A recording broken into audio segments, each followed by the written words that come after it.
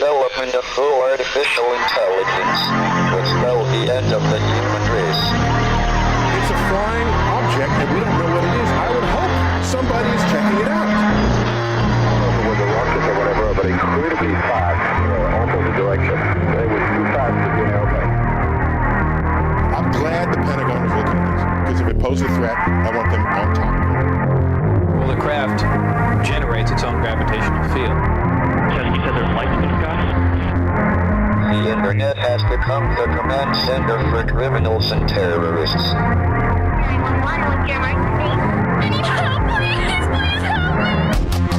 Aliens won't let it happen. You know, that's what we're instructed to say. Roswell, Area 51. Alien kept deep under the ground. 1 0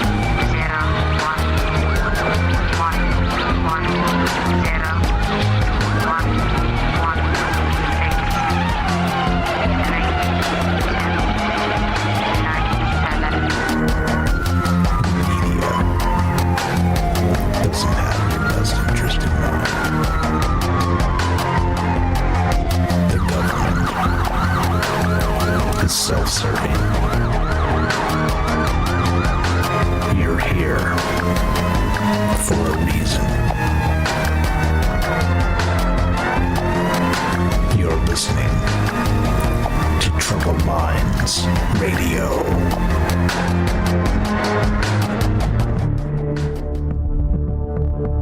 Broadcasting live from a secret bunker just off the extraterrestrial highway. Somewhere in the desert sands outside of Las Vegas.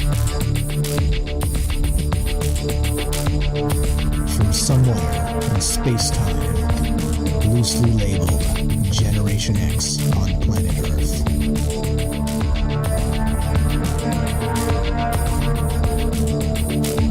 And asking questions of you in earnest into the digital darkness.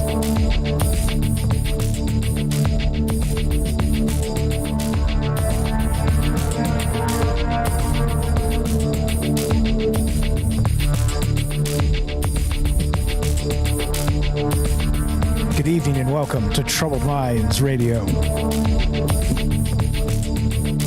I'm your host, Michael Strange. We're streaming on YouTube, Rumble, X, Twitch, DLive, and Kick.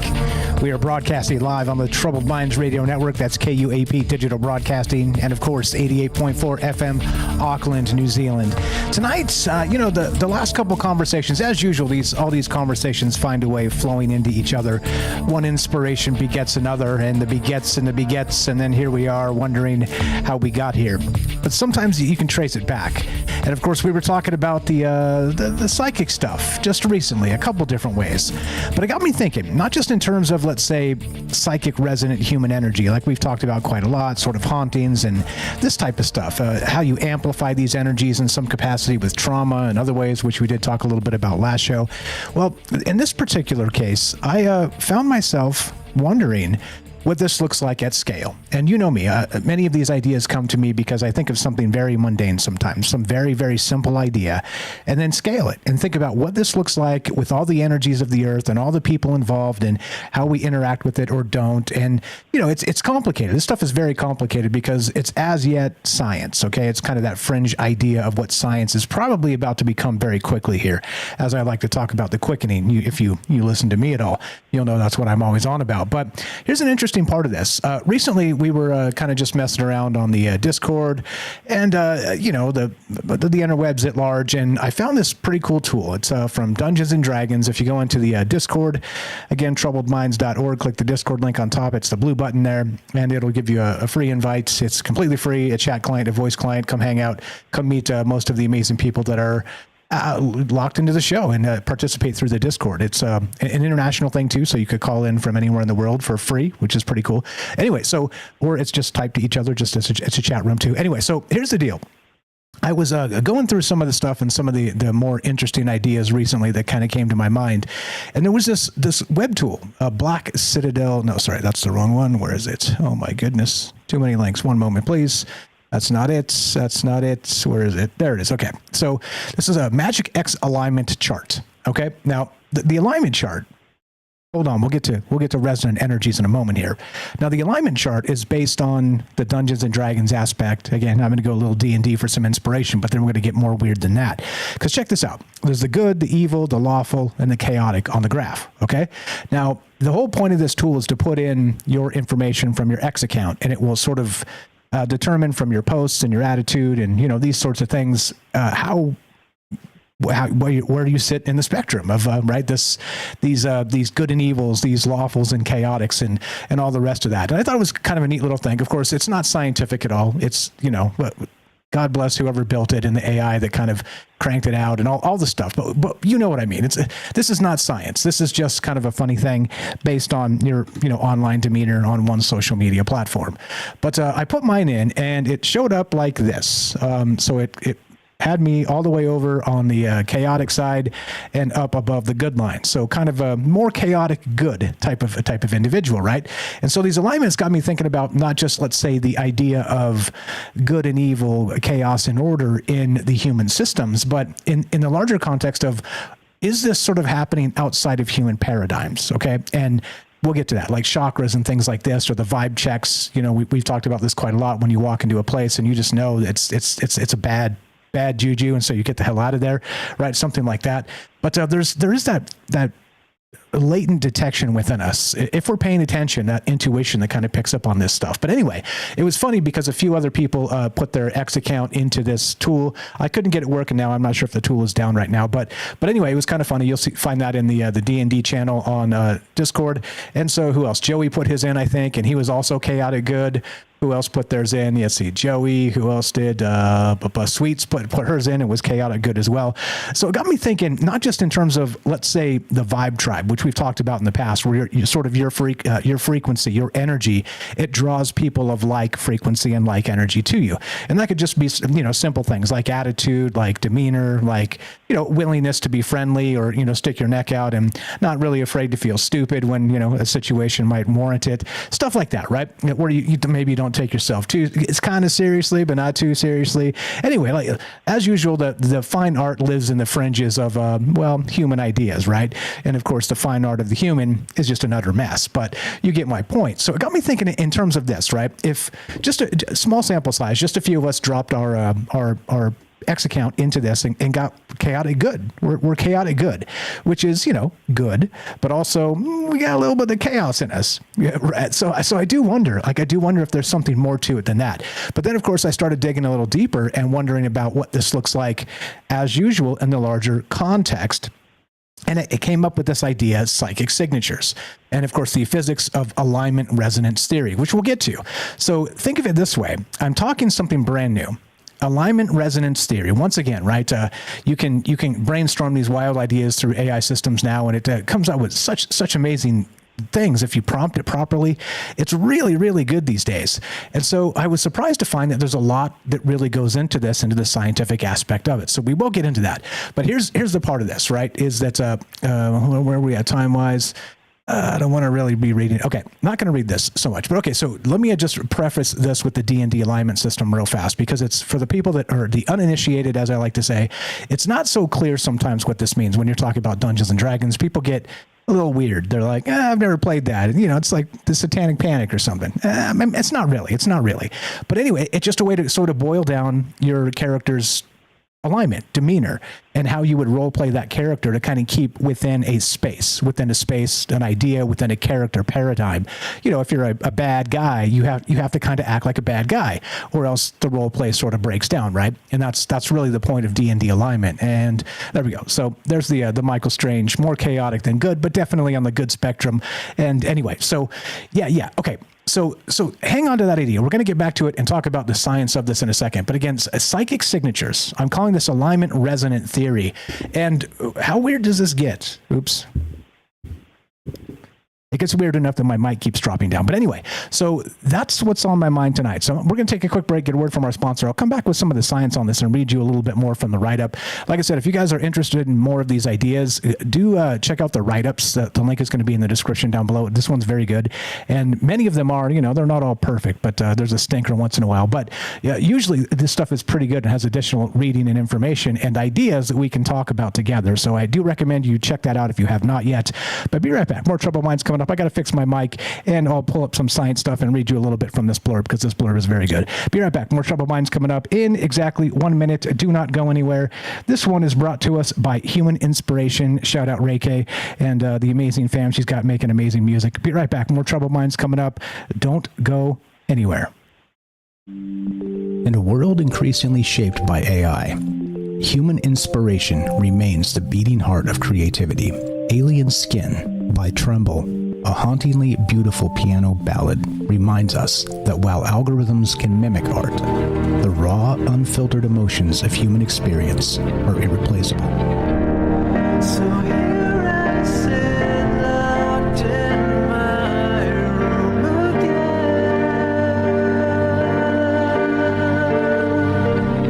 Written and composed by Jesse Ian in collaboration with Todd Smith, this progressive masterpiece delves into the depths of internalized grief and the silent toll of artistic compromise. As AI reshapes our reality, Alien Skin stands as a testament to the timeless power of human emotion and the complex beauty that only true artists can evoke. Experience the haunting beauty of Alien Skin by Tremble and support human inspiration. Available now on iTunes. And welcome back to Troubled Minds. I'm Michael Strange. Let us continue, shall we? Okay, so straight from the write-up. Now, this is where I get a little less rambling, a little more to the point. When we peer into the realms of consciousness, we find patterns recurring throughout history, patterns that ancient wisdom, traditions, and modern role-playing games alike have attempted to map.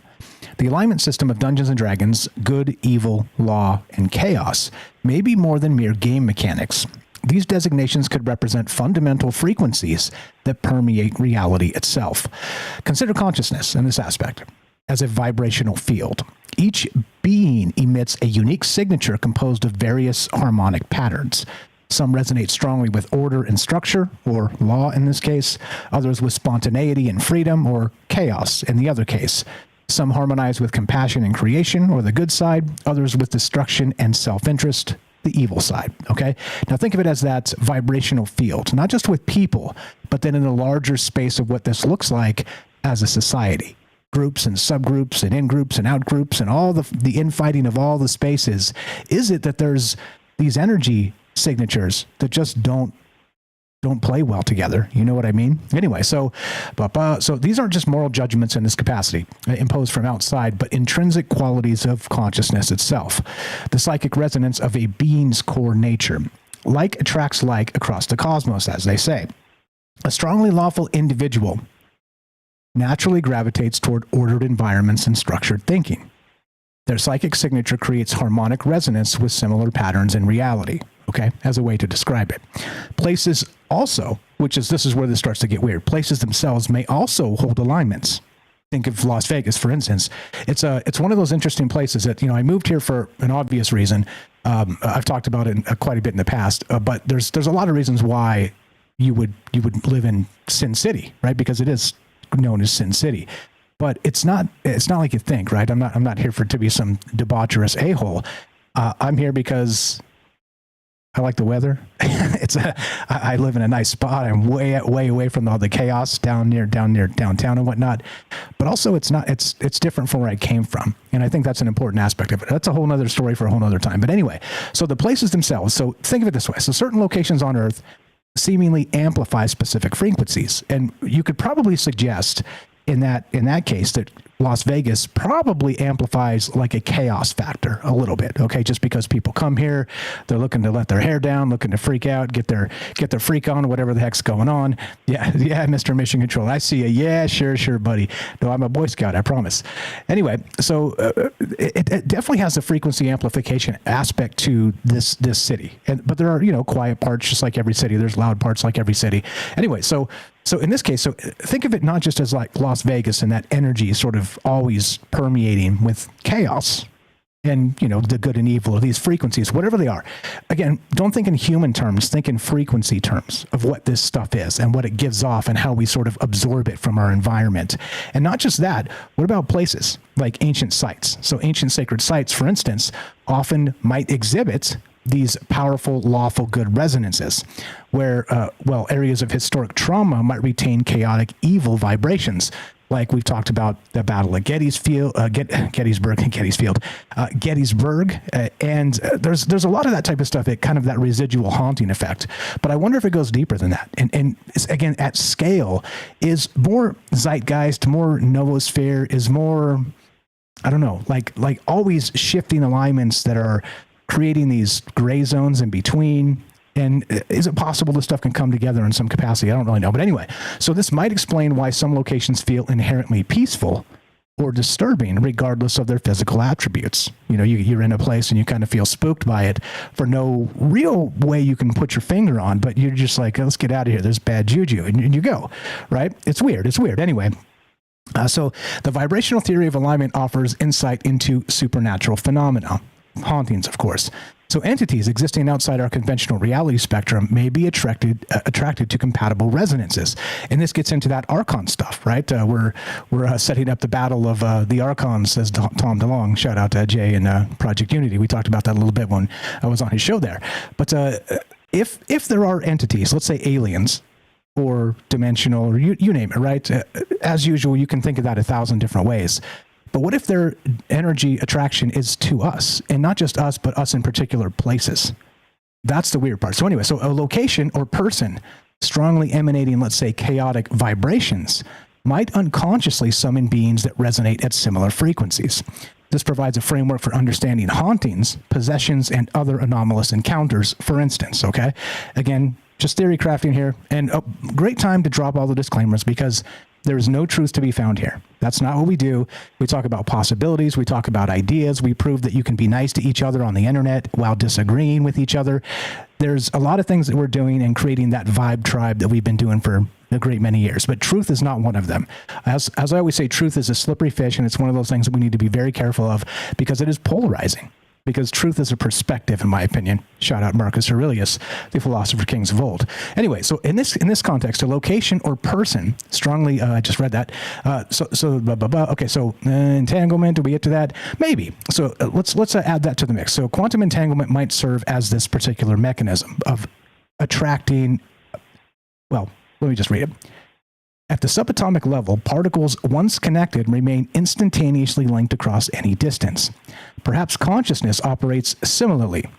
Beings and places with aligned psychic signatures forming quantum bonds across dimensional barriers. Meaning, I guess if you get a little bit of the chaos in you, can you ever shake it? Does it ever become something you can kind of really work out of yourself? I don't know. It's a strange thing. But anyway, there's a bunch of good stuff on the right up here. But so anyway, the ancient concept of magical correspondences, the notion that certain herbs, crystals, colors, and sounds resonate with specific energies, aligns perfectly within this larger framework. These aren't superstitions, but intuitive recognitions of how consciousness interacts with matter through resonant frequency. And again, you know me. I can see look at something and see it a lot of different ways. But this one to me seems to stick because, like I said, those resonant energies is something we're dealing with all the time. And not just in the capacity of all the time. I think it's things that are, it's happening to us. We're being manipulated by these things. And if you go further down the write-up, there's some stuff in there about maybe being controlled in these ways through, psychotronic weaponry and things like that, which, we talked a little bit about in the last show as well. But it's strange. It's a very strange thing how this kind of comes together and makes you scratch your head. Now, here's the weird part. So let's get to some of the science on this. So human consciousness operates through neurochemical processes that generate electrical oscillations. Just going to fill in some blanks here for myself and people that don't know. Detectable by electroencephalography. I think that's how you say it, the EEG. These oscillations, beta between 13 and 30 hertz, alpha between 8 and 12 hertz, theta between 4 and 7 hertz, and delta between 0.5 and 3 hertz correlate with maybe these distinct cognitive states, from focused alertness in beta to deep meditation theta and the dreamless sleep of delta. Okay, so our brains are always doing these different things depending on what we're doing and how locked in or restful or whatever, mindful we are, right? But recent studies propose that these frequencies do not operate in isolation, but form interference patterns akin to binaural beats, where the differential between hemispheric oscillations creates perceptual and cognitive effects. For instance, alpha-theta cross-frequency coupling has been linked to creative insight, while beta-gamma synchronization underpins logical reasoning. And I said I've tried this recently. Like, I'm not sure how much I want to get into this because you don't know what kind of frequencies you're tapping into, right? This stuff always freaks me out, trying to actually biohack yourself in some way. But is this Opera browser called Opera Air, and it has these things built in, and you could kind of go, well, I want maximum productivity, and you hit a thing, and it starts playing a tone. It's like, I'd play it, but I don't want to hypnotize anybody out there. But it's weird, right? It's completely strange. But anyway, so in this sense, okay, now think of it in terms of law and chaos and the Dungeons and Dragons, the alignment and resonance theory. So philosophical constructs of law and chaos map strikingly onto the neurodynamic spectrum of cortical criticality. Lawful alignment, characterized by adherence to structure and communal codes, may correlate with high beta oscillations, or 18 to 30 hertz, associated with rule-based decision-making and error detection. Conversely, chaotic alignment, emphasizing individuality and spontaneity, aligns with theta-gamma coupling observed during divergent thinking and REM sleep. Okay? See what I mean? So now, sort of mixing these ideas, and how much basically the question is for you guys is, how much does this affect us? How much can we detect this? How much do you think has been used against us in sort of a weaponized sense? And do you think it's possible to play like a tone? Just whatever it is, just hit a button, play like this, maybe even not even audible, just some kind of like, what is it, Havana syndrome like tone, and then make everybody grumpy. Like David was describing Magic in the Noise when he called in last time, sort of that being able to do it through a psychic capacity. But what about through an actual tonal resonant? And then make everybody mad, or make everybody sleepy, or make everybody this, or make everybody that. I don't know. And if this type of stuff has been tested, and you bet your bippy it has, just because why wouldn't they have tested this a long time ago and know the secrets of it? Why wouldn't they be using it in a clandestine way now? That's the stuff that's on my mind tonight. A lot of ways to look at this again. So one more thing. So the good evil axis is, as part of this, often framed as altruism versus self-interest, demonstrates unexpected ties to maybe heart-brain coherence. Research on compassionate meditation reveals increased gamma synchrony between the prefrontal cortex and limbic system, coupled with heart rate variability in the 0.1 hertz 10-second range. This coherence resonance may underpin pro-social behavior by harmonizing emotional and cognitive networks. You get what I mean? So is it possible? There's no such thing as order and chaos. There's no such thing as good and evil. There's no such thing as true and false, at least in the philosophical sense. It's all tones. It's all energy, frequency, and vibration. And we're always sort of dancing with this through this human experience. And that's what's on my mind tonight. And like I said, I am calling it, this is something new. This is something that has not been scientifically kind of crawled through just yet. But alignment resonance theory. And who says you can't come up with something cool and interesting by being a Dungeons and Dragons fan? Because of course that's where we started. But how deep does it get? What about auras? What about the vibe tribe? What about knowing intuitively when somebody's just got bad energy? What about knowing when a particular place has bad energy? What is happening with that? And what is with the shifts? And what is with us being able to pick up on it and not really know exactly what it is? It's sort of just the intuitive kind of aspect of, it's time to go. It's time to go. And so, it's time to go. But anyway, it's almost time to go here because we got about a minute left before the break. But we are taking your calls if you want to be part of the conversation tonight. Love to hear your thoughts. That's exactly the point is, does this make some sense? Does it not? What about mixing these ideas? And do you think we're always tuned into this and maybe just blind to it because of modern technology? Yeah. Love to hear what you think. 702-957-1037. You can click the Discord link at troubledminds.org. Again, Discord is a chat client. It's a voice client. It's completely free. Come hang out with all the cool kids on the Troubled Minds Discord and come say hi. There's a lot of really great people in there that just hang out and share ideas. And again, we take phone calls on the Discord as well, which we got James Salcedo coming up, Salcedo Paranormal coming up as the first call tonight, just after we come back from the break. And he's on the Discord as well. Come say hi. Come meet these amazing people. Love to hear your thoughts. How weird does it get? And does this make some sense that maybe the human ideas are not human ideas at all? They're just placeholders, shout out Matthew in Colorado, for resonant frequencies we don't have better terms for as yet. And that's what's on my mind tonight. I hope you guys are doing well. One more time, if you want to be part of the conversation, 702-957-1037. That's 702-957-1037. This is Troubled Minds. I'm Michael Strange. Don't go anywhere. More after the break. We got James coming up and your calls as well. What do you know about this? Does it seem too strange for you or not strange enough? Be right back. Don't go anywhere.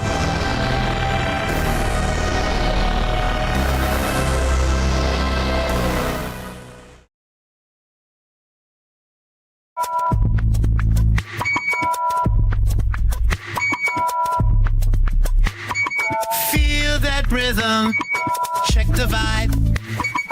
In this chaos, we find our stride. Vibrations, they collide. Harmony and chaos, side by side. We're dancing on this cosmic ride. Resonance, reflection, universe-wide. You got that fire, you got that flow. Intuition tells us where to go. Patterns forming, feel us grow. In this vibe check, we're in the know.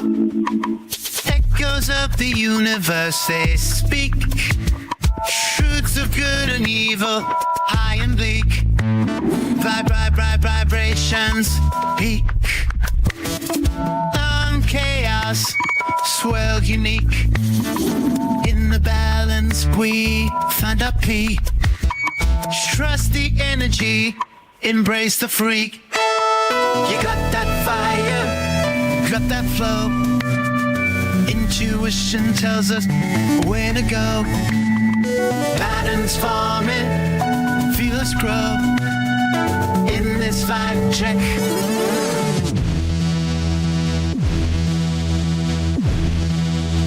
Universe has power. Feel the waves, odyssey. In this dance, our soul sunlight. You got that fire, you got that flow. Intuition tells us where to go. Patterns forming, feel us grow. In this vibe check, we're in the know.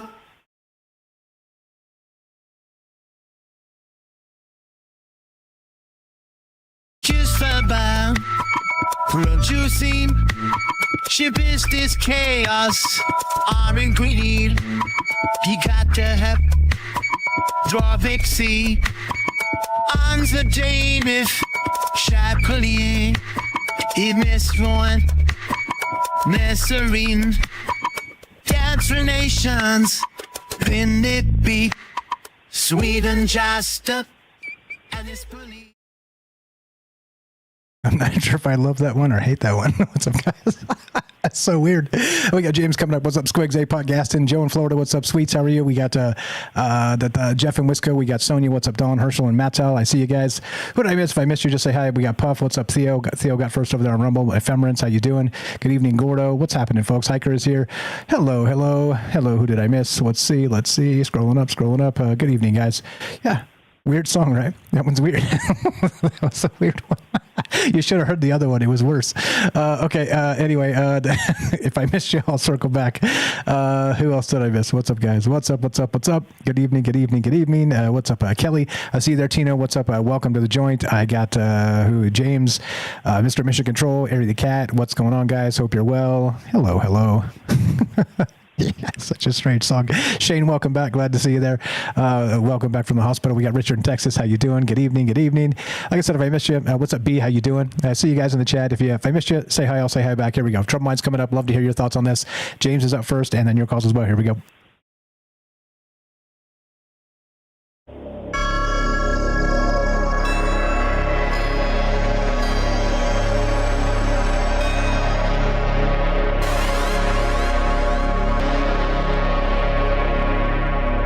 Welcome back to Troubled Minds. I'm your host, Michael Strange. We're streaming on YouTube, X, Twitch, Rumble, D-Live, and Kick. We are broadcasting live on the Troubled Minds Radio Network. That's KUAP Digital Broadcasting, and of course, 88.4 FM Auckland, New Zealand. Tonight, could consciousness resonate at frequencies aligned with law, chaos, good, and evil? What if our intuitive vibe checks detect these psychic signatures? Perhaps locations store and amplify these resonance patterns, explaining sacred sites and haunted spaces. Most concerning, what if these alignment frequencies could be technologically weaponized, creating invisible systems of influence that reshape human behavior without detection?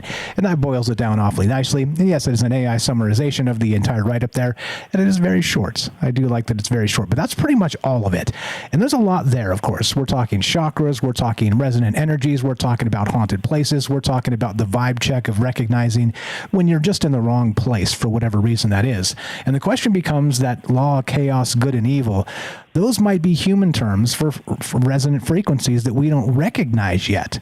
But suddenly, maybe we'll have like a meter in our pocket or something, or a little beeper on our ear. When you're moving into the wrong vibe space, it'll give you a warning. You know what I mean? I don't know. It's a little bit strange to me, but this is one that might fit or might not. Love to hear your thoughts on this. If you want to be a part of the conversation, 702-957-1037. Click the Discord link at troubledminds.org. We'll put you on the show just like this. James in Michigan. What's up, my man? How are you tonight? And go right ahead. I'm okay. Hopefully you can hear me all right. Yes, sir. I got your volume a little bit, but you're good to go. Okay. Yeah, great topic. Just on a level of, you mentioned sounds or tones. And for anyone that doesn't know, I'm legally blind, and so I focus a lot on sounds. And even vibration and all those things, because those I can pick those up better than I can just looking around places. And I've noticed that if there's a lot of sound in a place, if there's a lot of people talking all at once, I don't care for it, even if it's in a cafeteria or a store. Or not really stores so much, because there's not really always a ton of people talking all in one spot, but just in any kind of a conference, let's say, or a restaurant even, I don't care for that. I mean, I can get through it just fine, but I will only go to those places if I'm going to be with friends or family. I'm not going to go to places like that on my own. And that's not, again, not to say that those are bad necessarily, but I would say, going back to your Dungeons and Dragons analogy, that's just more, I would guess, would be more chaotic. And my ears have learned they don't care for that so much. Yeah, that's a really fascinating way to put it, because you're more drawn to that, the chaos not draws you, kind of pushes you out of this space. And that makes a lot of sense. So it's not just, let's say, the energy in particular. It is, but it's also sort of the interactions in the space. And if it's too much, I'm with you too. Like I don't do well around a lot of people. Like, like go down to Las Vegas on Fremont Street and there's all these people around, and they're all, it's certain levels of inebriation or high or who knows. And so it's a chaotic place, and it's not comfortable to be around. You're supposed to be like, like a happy space, and you're listening to the bands play and all the stuff, but there's all these sketchy people around too. So it's like, is this guy getting too close? He's going to pick my pocket. He's going to pick my pocket. You know what I mean? Like that type of thing too. It's a little bit weird in different places for sure. Yeah, it can be a room where it's filled mostly with people that are just having fun. But if you get one group that's either just arguing with each other or trying to argue or start fights with everyone else around them, that's not fun. I've been to, so I've mentioned before, my dad and uncle have had a classic rock band now for 50 years, and so over the last 20 years or so, I would go with them sometimes to different jobs that they played in bars, because I'm old enough to do that for the last 20 years. And I've been in there's only been a couple of times I've been around people who, even before they started talking a lot, just based on a few words here or there, I could tell they were itching to get into a fight with a certain person in the room. And just egging them on. And it was not comfortable to be around that, even without, nothing really physically happened. But I still, you got that sense of it could. And that was, I did not care for that. Luckily, it's only happened a couple times. Yeah, there's definitely that person that is not satisfied, or maybe a group of people that are not satisfied until something happens, till a fight breaks out, or right, so till maximum novelty has been achieved in the moment. And that's not always very good, especially when there are the law and order type folks that are there to kind of just want to have a good time and not be messed with. It's strange. It is energy kind of coming together from just different reality tunnels, as I like to call them. And because I don't know, how do we sort of describe the energy pattern and how we recognize it? Or is it built into us intuition-wise? Is it something we're forgetting because of technology, which we do talk about quite a lot? Is it kind of going into the haunted space of maybe the place itself has a resonant energy? Like, for instance, Fremont Street, like I described, that's downtown Vegas, old Vegas, if you guys don't know. And, during, noon on a Tuesday, the energy is very different than it is like on a, midnight on a Friday night. So there's that energy certainly stays, but it does kind of dissipate, come and go as part of not just the people, but does it stick? And is this haunting? What does this look like? I don't know. I know you've talked quite a bit about this on your show as well with, residual hauntings and energy and this type of thing. But what's your take? Go ahead. Yeah, I think it can depend on the type of location. One thing came up a couple weeks ago, maybe a few weeks ago, on one of my Saturday shows with, actually, I think it was one of my Patreon shows. But so it may have been like 4 weeks ago now. Time is weird. Is the idea of haunted bars, haunted restaurants, where there is that energy that's there from all the different people interacting, but also that can draw people or repel people, and it can also do the same thing with other non-physical forces or beings that go to these places to take in the energy there. And sometimes it's taken just the energy from all around, all kinds of people. And other times it's more of a haunting where they focus on one person, and you notice that person start acting in different ways than they may normally act. So just a little side subject there, but yeah, I think energy is just all around us, and I think, and of course we have energy, and I think there's always it's always changing in one way or another, and sometimes it can change for better. Other times it can go the opposite way. I've even been in places where it's not a bad feeling I get, but even when there's not a lot of people there, if it's a place where a lot of people will meet from time to time, the place will still feel like it has a bunch of people in it. I'm thinking right now of hospitals, actually. I've been in hospitals a couple times over the years to visit people. And I don't know how many other people ever felt this, but the whole place, just wall to wall, always felt crowded to me. Like there was more people there than what you could see with your eyes. And I don't mean to automatically drag this towards the haunted places topic, but it is, and when you get down to it, it is still energy and consciousness. And so who knows who or what I was sensing there.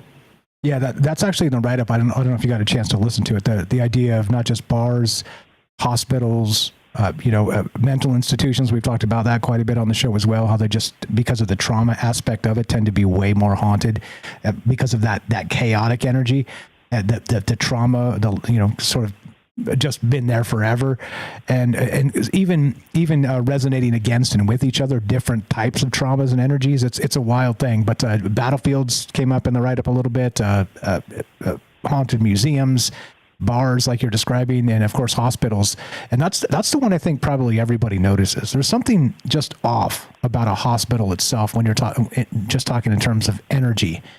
It's strange. It's really strange. Like how would you define that? Shout out to the folks out there. Love to hear your thought on that. Why is it like that? And why do we just kind of know it? Like you could kind of close your eyes and even still sense that energy around you. It's a very, very strange thing. Yeah, it's funny. I did not get to listen to the write-up today. I was listening to another show. So that's funny. But there are certain kinds of places I talk about all the time where they seem to, because of the amount of people that are coming and going from them, like you mentioned, hospitals, bars or restaurants, any kind of mental health facility that dates far enough back. Hotels are another one. There are so many reports of so many hotels out there being haunted. So yeah, all that connects. But I think it's an energy thing, but it is also a sound and vibration thing.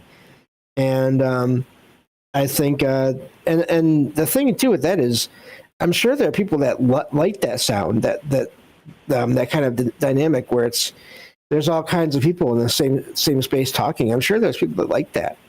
So I don't necessarily. That's part of why I don't think that's badness automatically. It's just not for me. Yeah, it's nice when it's pleasant, right? When it's not too much. There's a such thing as too much, like a stadium is too much, with all the people screaming and stuff. That's a little too much, but I mean, it's still like an exuberant energy, and that's an interesting part too. So let's say during, I don't know, let's just pick on Taylor Swift and say during a massive, really large concert where everybody's really tuned into the vibe and they're just so happy to be there, and they really love the songs and everybody's singing along, and they've been waiting for this moment for like a year, and they bought their tickets early and spent a lot of money on it. You know what I mean? There's like this exuberant energy that even though there may be some darkness in the crowd and everybody struggles with something, that this exuberance kind of washes it out into this one what would you call it? Like a transcendent energy space that everybody kind of, and it sticks with you forever. Even it's one of those things, I saw a band when I was young 20 something. We were like right there, like 2 rows, literally second row, staring up at the stage, like they're almost sweating on you. It was like an old legend band. And it's like, a friend of mine went, and he's like, when we left, he's like, man, that was like literally like a religious experience. We're California young people at that time, not really religious at all, but there are certain moments that kind of make you feel sort of like transcendent, even though it seems frivolous to say a rock concert is like that or a Taylor Swift concert is like that. But certainly the jubilant energy seems to wash out, even with all the noise and stuff, wash out the darkness a little bit. It's weird. What do you think is happening there? I think that totally makes sense, just from being from a family that has played music for many years now, decades now. That whenever the song is something that almost everyone likes, and the people playing it or singing it or both do really well at it, there's a feeling that you get from that is amazing. And I think part of that is memories of previous times hearing that song or previous experiences people had while they were hearing that song. I think that's a connection there. But also, yeah, I think that works. And I think there can be other songs, we all have our songs and genres that we like and then don't like so much. And I think that's okay because we're all different. And, but the effects can be of one kind of music can be completely positive to one person, and then maybe completely the opposite to another.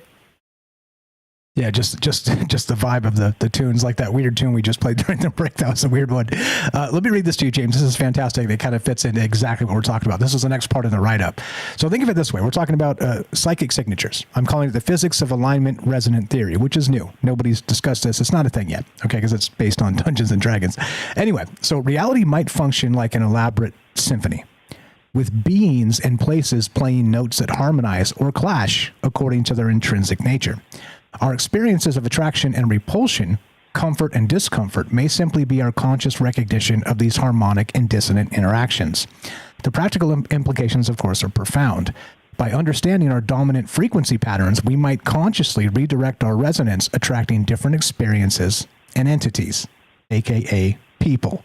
This isn't mind control, but psychic tuning, shifting our consciousness to vibrate in harmony with desired reality patterns. Back to Tesla. Frequency, energy, vibration. If you could tune that in somehow, think this Cerebro in your pocket to kind of tune your vibration all the time, keep it optimal. Maybe, just maybe, it changes lives, entire generations. Maybe. I don't know. What's your take there? Pretty wild stuff, huh? It makes me think about people throughout time who, it's said of them that they had a huge following.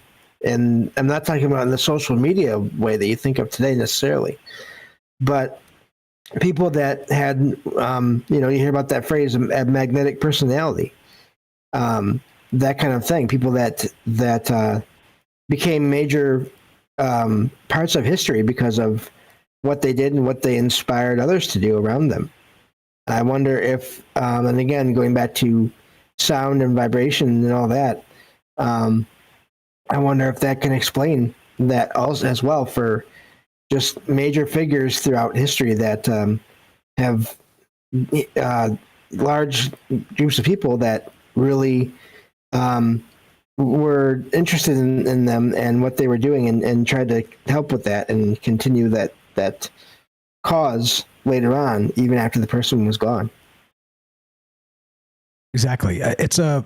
This is a troubling one. You know, we talk about troubled minds, of course, but this is one of those ones that if this stuff is going on all the time around us and affecting us in ways that we can never really actually quantify, it's just sort of an intuition aspect here, a bad vibe there, you know, sort of a jubilant energy here.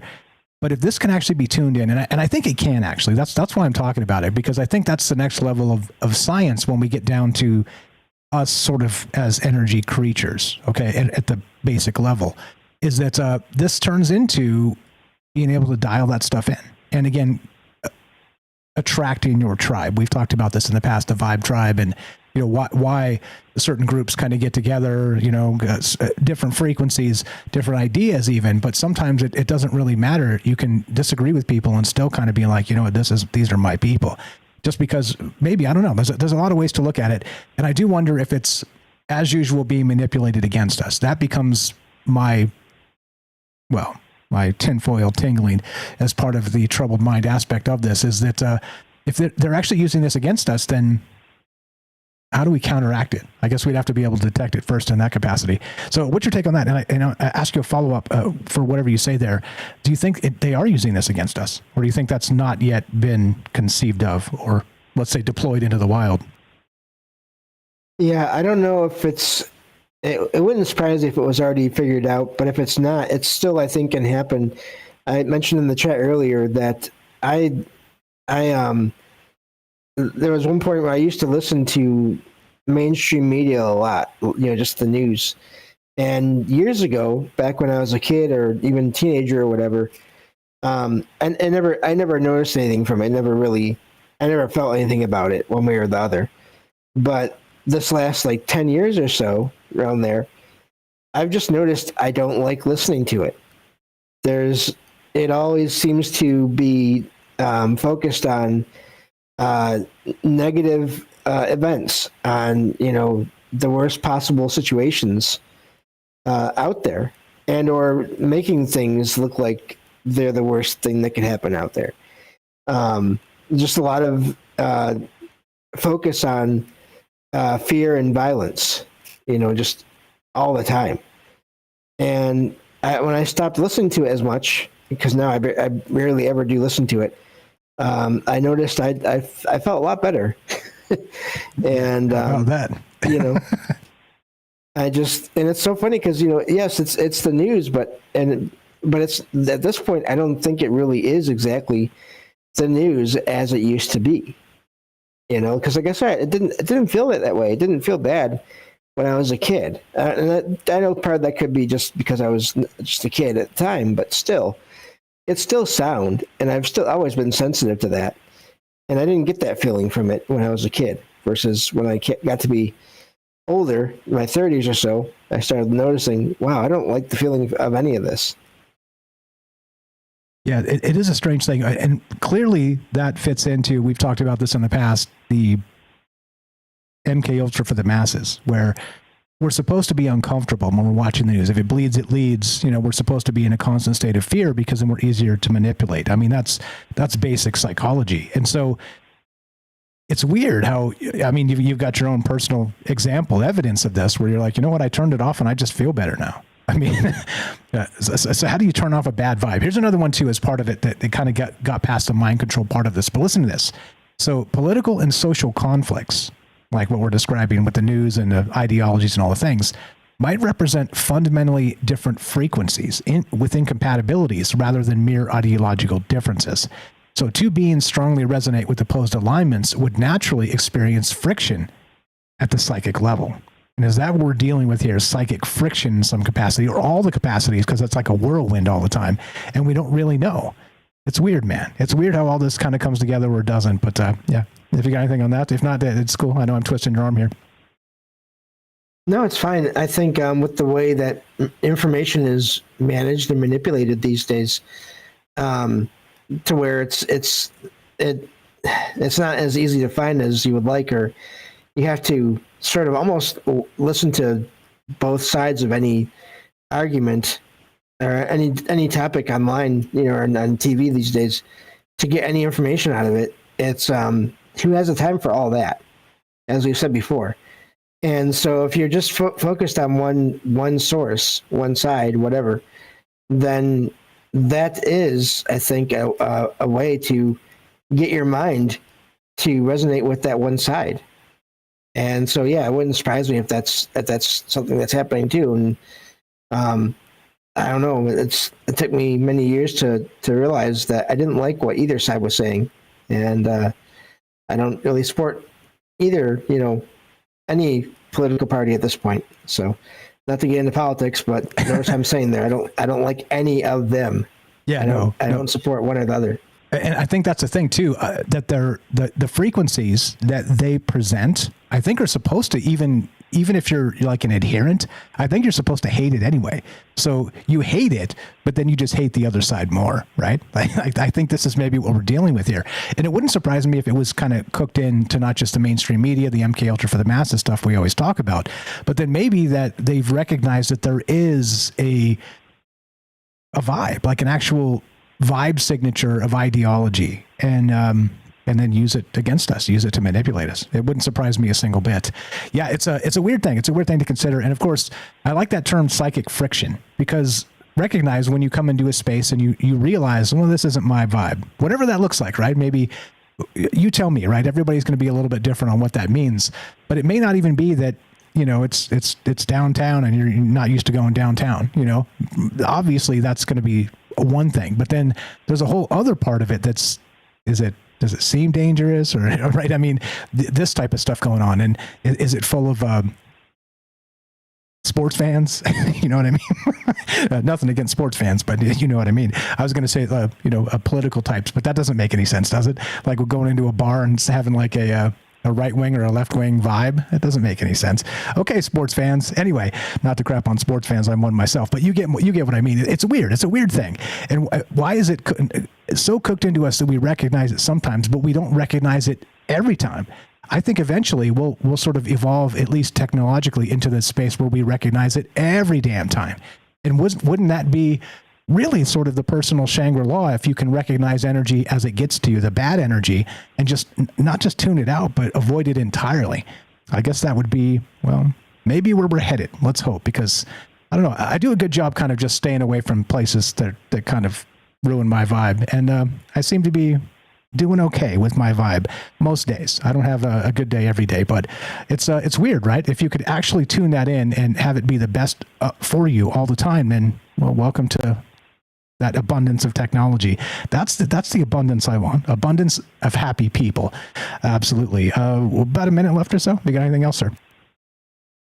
Well, yeah, I agree. I think that's a thing that people will develop over time, even with or without technology. But I could imagine technology being incorporated into sensing that, and maybe again trying to avoid those kinds of places that don't fit with the person. So yeah. Also, I will sit in and talk with you again later if there's time, and go from there. You were the best. Appreciate you very much. You know him, you love him. That's, of course, James Salcido, the paranormal expert of troubled minds, a dear friend, and the glue of the show. See how he's always Johnny on the spot if we need somebody, or he'll defer if we get lots of calls, because he's a radio pro now. And by the way, check out his podcast if you have not. Check out his books. Please go buy those if you have not. His latest one is very inexpensive, $10 paperback, $5 on Kindle. And troubledminds.org/friends. Just scroll down. It'll say James here. He's got a link tree. And just click that and go follow him in all the places. At the very least, go follow him in all the places that are free. And then please consider buying his books, because, like I said, this is a labor of love together, building this, meeting amazing people. Let's help the amazing people that make this show go and make these ideas flow together in that vibe tribe space that's we've been lucky enough to build together. So please, one more time, Salcido Paranormal is the name of the show. Salcido Paranormal Experiences is the name of his latest book. You spell that SALSIDO space paranormal, or of course troubledminds.org/friends. Scroll down and find James please go follow him at all the places. Appreciate that very much.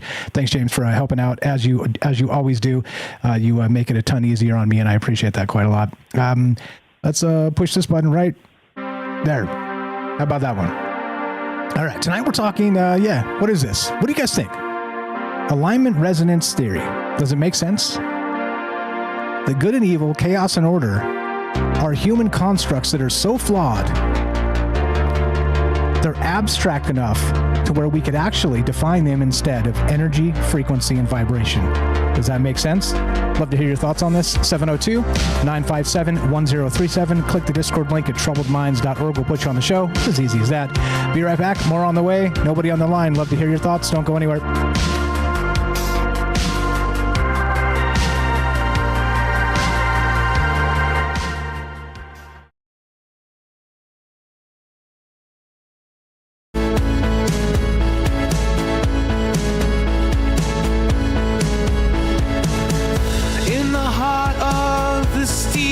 Jungle, machines hum, the digital rumble. Gates of cyber open wide, plug us into cosmic tide. Feeling sparks across the sky. As knowledge flies, we're amplified. Stargate, Stargate, Stargate. Open to the in this massive data center dome, eternal truth start to roam. Circuits flicker with endless fire, data streams that never tire. Unified by electric dreams, unlock the truth in silver beams. Stargate, Stargate, Stargate. Open to the arcane fate.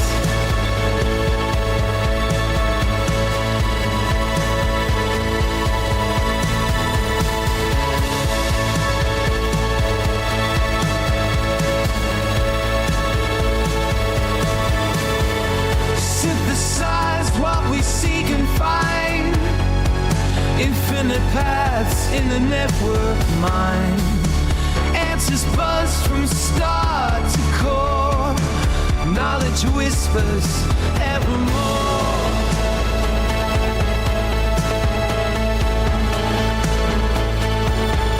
Stargate, Stargate, Stargate. Open to the arcane fate.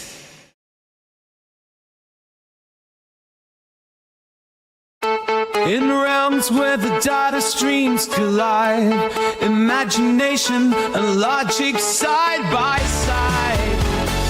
In a labyrinth of digital names, we transcend our earthly ways.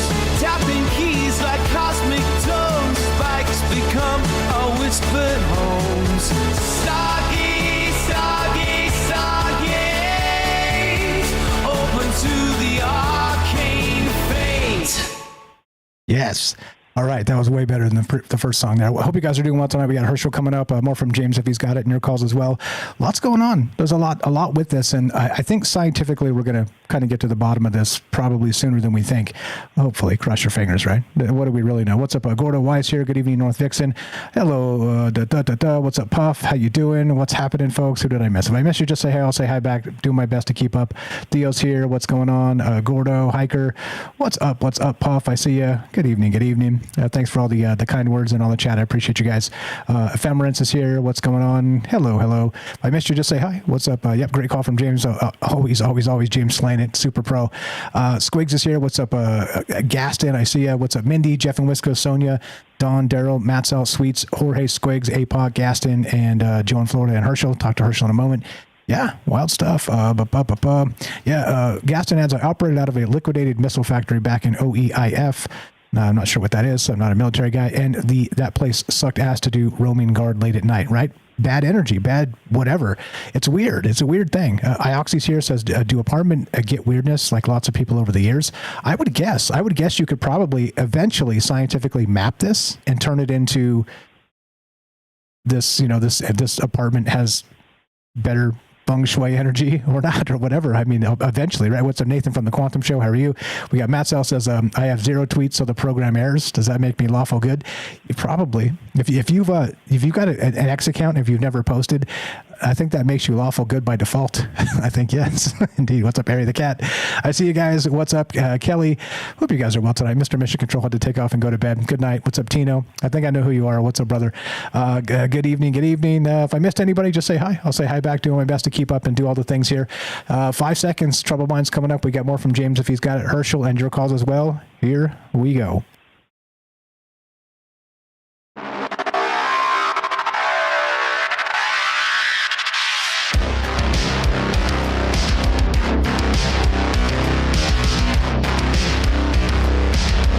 Welcome back to Troubled Minds. I'm your host, Michael Strange. We're streaming on YouTube, Rumble, X, Twitch, D-Live, and Kick. We are broadcasting live on the Troubled Minds Radio Network. That's KUAP Digital Broadcasting. And, of course, 88.4 FM Auckland, New Zealand. Tonight we're talking psychic signatures. I'm calling it alignment resonance theory, based on, of course, Dungeons & Dragons alignment. Who says nothing good ever came out of D&D? Hey, it only encompasses every story ever told. However, this is a little different, okay? Because we're talking not just alignments as good and evil, chaos and order. When you look at alignments from the human perspective and sort of that vibe tribe aspect or a vibe check, it seems like we have that intuition that kind of draws in or repels energy. And maybe these ideas of order and chaos, good and evil, are energy themselves and not the human constructs we've given them. And I wonder what that looks like. I didn't kind of run through the paces. It's just an idea that came to my mind right this moment.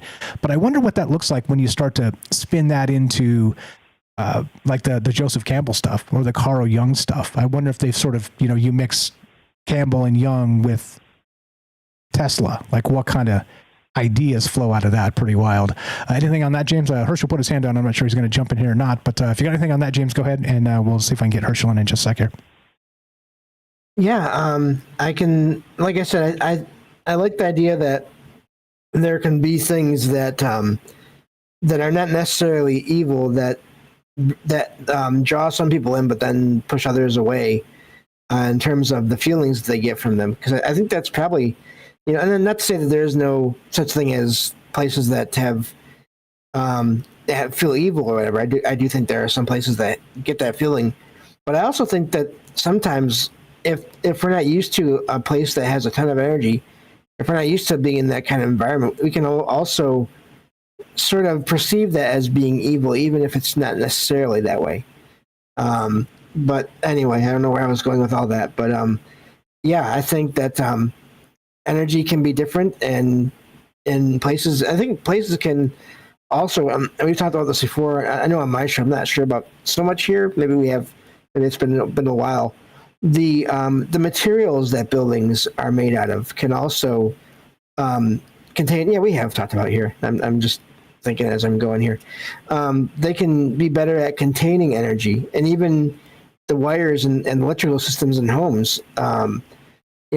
There's times where those seem to have almost a life of their own, where they act in different ways than you would expect based on the construction of the home or the places where the wires are put, all those things. We know that electromagnetic fields can generate paranormal events, or they can make it seem like there's something paranormal going on. So, and that's two sides of the same coin there that people can experience in all kinds of places, not just homes. Yeah, and our mind kind of goes to different areas of that, kind of maybe to that primordial fear space with different tones and technologies, and that's a thing too that's been actually tested. That there are sort of fear tones that kind of bring you to that haunted feeling. It's wild stuff. Let's get to this. So back to the biology part of this. Now this is super cool because I'm not a scientist, as you guys know. I'm more of a daydreamer that likes to talk. But instead, with the new AI tools. So Perplexity has been incredible. You can put the idea into Perplexity, tell it to deep research. You get like 3 to 5 per day. I don't know what it is. One's enough. But then you tell it, okay, deep dive this. It takes 10 minutes or whatever, but then it comes back with all this stuff. Let me read just this bit. I see Herschel, 1 second. I'm going to read vibe checks. It's one paragraph. Check this out. So the neurobiology of social resonance, which is at the heart of this. So that vibe check, that instinctive assessment of others' moral valence, likely exploit the brain's mirror neuron system and theta gamma phase amplitude coupling. It's got sources for all this stuff. When encountering another individual, the brain unconsciously synchronizes to their neurodynamic state via cross-frequency coupling, creating a resonance loop that facilitates empathy or distrust. This process aligns with observations that chaotic neutral characters in role-playing scenarios trigger erratic gamma bursts in observers' temporoparietal junctions. I don't even know what that is. Whereas lawful good individuals induce stable alpha coherence. Seems like we're mixing worlds here. And I absolutely love the fact that this is possible now, because you can give it a wild idea, give it a wild premise, and have it kind of crank out and cite scientific papers where this stuff is kind of makes some sense. Yeah, love it. You guys are the best. Thanks for being part of this. We'll get back to James momentarily. Thanks, Herschel, for coming back. He had a connection issue. Herschel in Colorado. No, it's not Colorado. Herschel in Arizona. What's up, brother? Commercial Herschel. How are you tonight? And go right ahead, sir. Hello. Hey, I hope my connection's okay. If I start breaking up, okay. Not a good connection or what? I got you. You actually just, there was like a pause before you said hi. You're coming through loud and clear. Yeah, okay. If it starts to break up, then I can try later or just try calling in or something. But, yeah, the thing of the good and the evil and all of that, it's like the first thing that came to my mind was the thing of, like, when I'm writing something, and we talked a couple of weeks ago or a week or so ago about, like, things that are more on the dark side of things, and sometimes when I'm writing, that stuff shows up, and I don't consider it negative, like, because I'm releasing it, like it's cathartic in a sense. Like, if I'm dishonest about that and try to suppress it, I think that's more negative than releasing it. And I find that people who are who force everything always being positive, that it's forced and it's not genuine. You know what I mean? So that's where things get kind of not relative, but it kind of redefines what the good part is. Like, if you've got something in your subconscious mind and it seems kind of weird or dark or something, and you let it out, that's a good thing that you've released it. But if you're always just trying to be Mr. Positive all the time, that's disingenuous and that's negative. You know what I'm saying? Yeah, I follow you. Is that there is a natural progression to how we do things and how you kind of quantify that or stick with it, or yeah, but I think you can conquer it too. I don't know. It's weird. I'm with you. It's hard to wake up on the right side of the bed every single day. However, I don't know. Like I've kind of found a place where I mostly kind of do anymore, and it's not because don't come from a dark place. I didn't have problems. I didn't have troubles. Anything. I think because this has become a massive therapy aspect for me, just being able to speak my mind with so many amazing people. I think because I like the energy of this place, of where I'm at. There's a lot happening that's good, and so I don't know. Is it a lucky streak? Yeah. Maybe. Is it training yourself to be a certain way? Maybe. But you're right. It's impossible to be like that all the time. And I'm lying to you if I say I'm like 100% into this every single time I'm here. It's impossible. Right. Sometimes I feel like I just want to take a nap, but yeah, you kind of power through it and do it anyway, right? Because it's a commitment I've made to you guys. It's a commitment you've made to me to come listen and hang out. So it's you let a bunch of people down if you be lazy. So there's all kinds of things in play always, but I get what you mean. There's a disingenuous aspect of sort of trying to manipulate that energy in a dishonest way. I follow you 100%. Yeah, I think the honesty overall is the more positive aspect of things. Also, as somebody, as many people have, who's been through dark things and who's come out of something really dark. Like, I feel like there's protection. Like there's an innate protection that I have, that I've been protected from things that are not positive. So I don't have a fear of allowing darkness to emerge. You know what I mean? It doesn't scare me. I'm not afraid of it. I've conquered it. So to release it is never a negative thing. It's good to get it out there. It's good to get it out of your aura space and just let it be out there. Get it out. Yeah, I feel you 100% on that. It's like some of these shows. It's like I can't get an idea out of my mind, and then we talk about it, and then I don't have to worry about it anymore.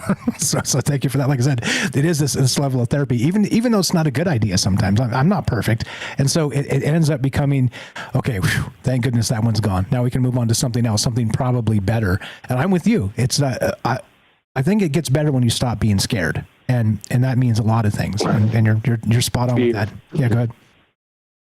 Yeah, the fear thing, not being scared. Yeah, for sure. Fear is, I think some people think hate is the opposite of love. I'm not sure. I think fear is the opposite of love.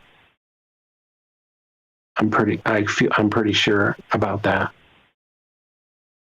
Makes a lot of sense to me. Yeah. Yeah. Wild. I love it. What about but that's pretty much. Go ahead. Yeah. So what about the difference? So you're defining, the we're talking human emotions here, and you're defining them as opposites in different creative ways of your lived experience, and of course as a creative, a writer, and all the rest. But what if we're missing the forest for the trees, and none of this stuff? It's all bad. Meaning it's clumsy human definitions that make no damn sense, and it's just like it's when our minds are rotating it, or kind of taking in energy at this many hertz or whatever, and then it can be fully manipulated for not just us but for society, or even small groups, or that maybe this is how they do cults and all the rest of it. What's your take on the resonant energy aspect of the good and the evil and the things that you just said just a second ago as well? Okay, yeah, you just broke up, but I think I got the gist of it. Like what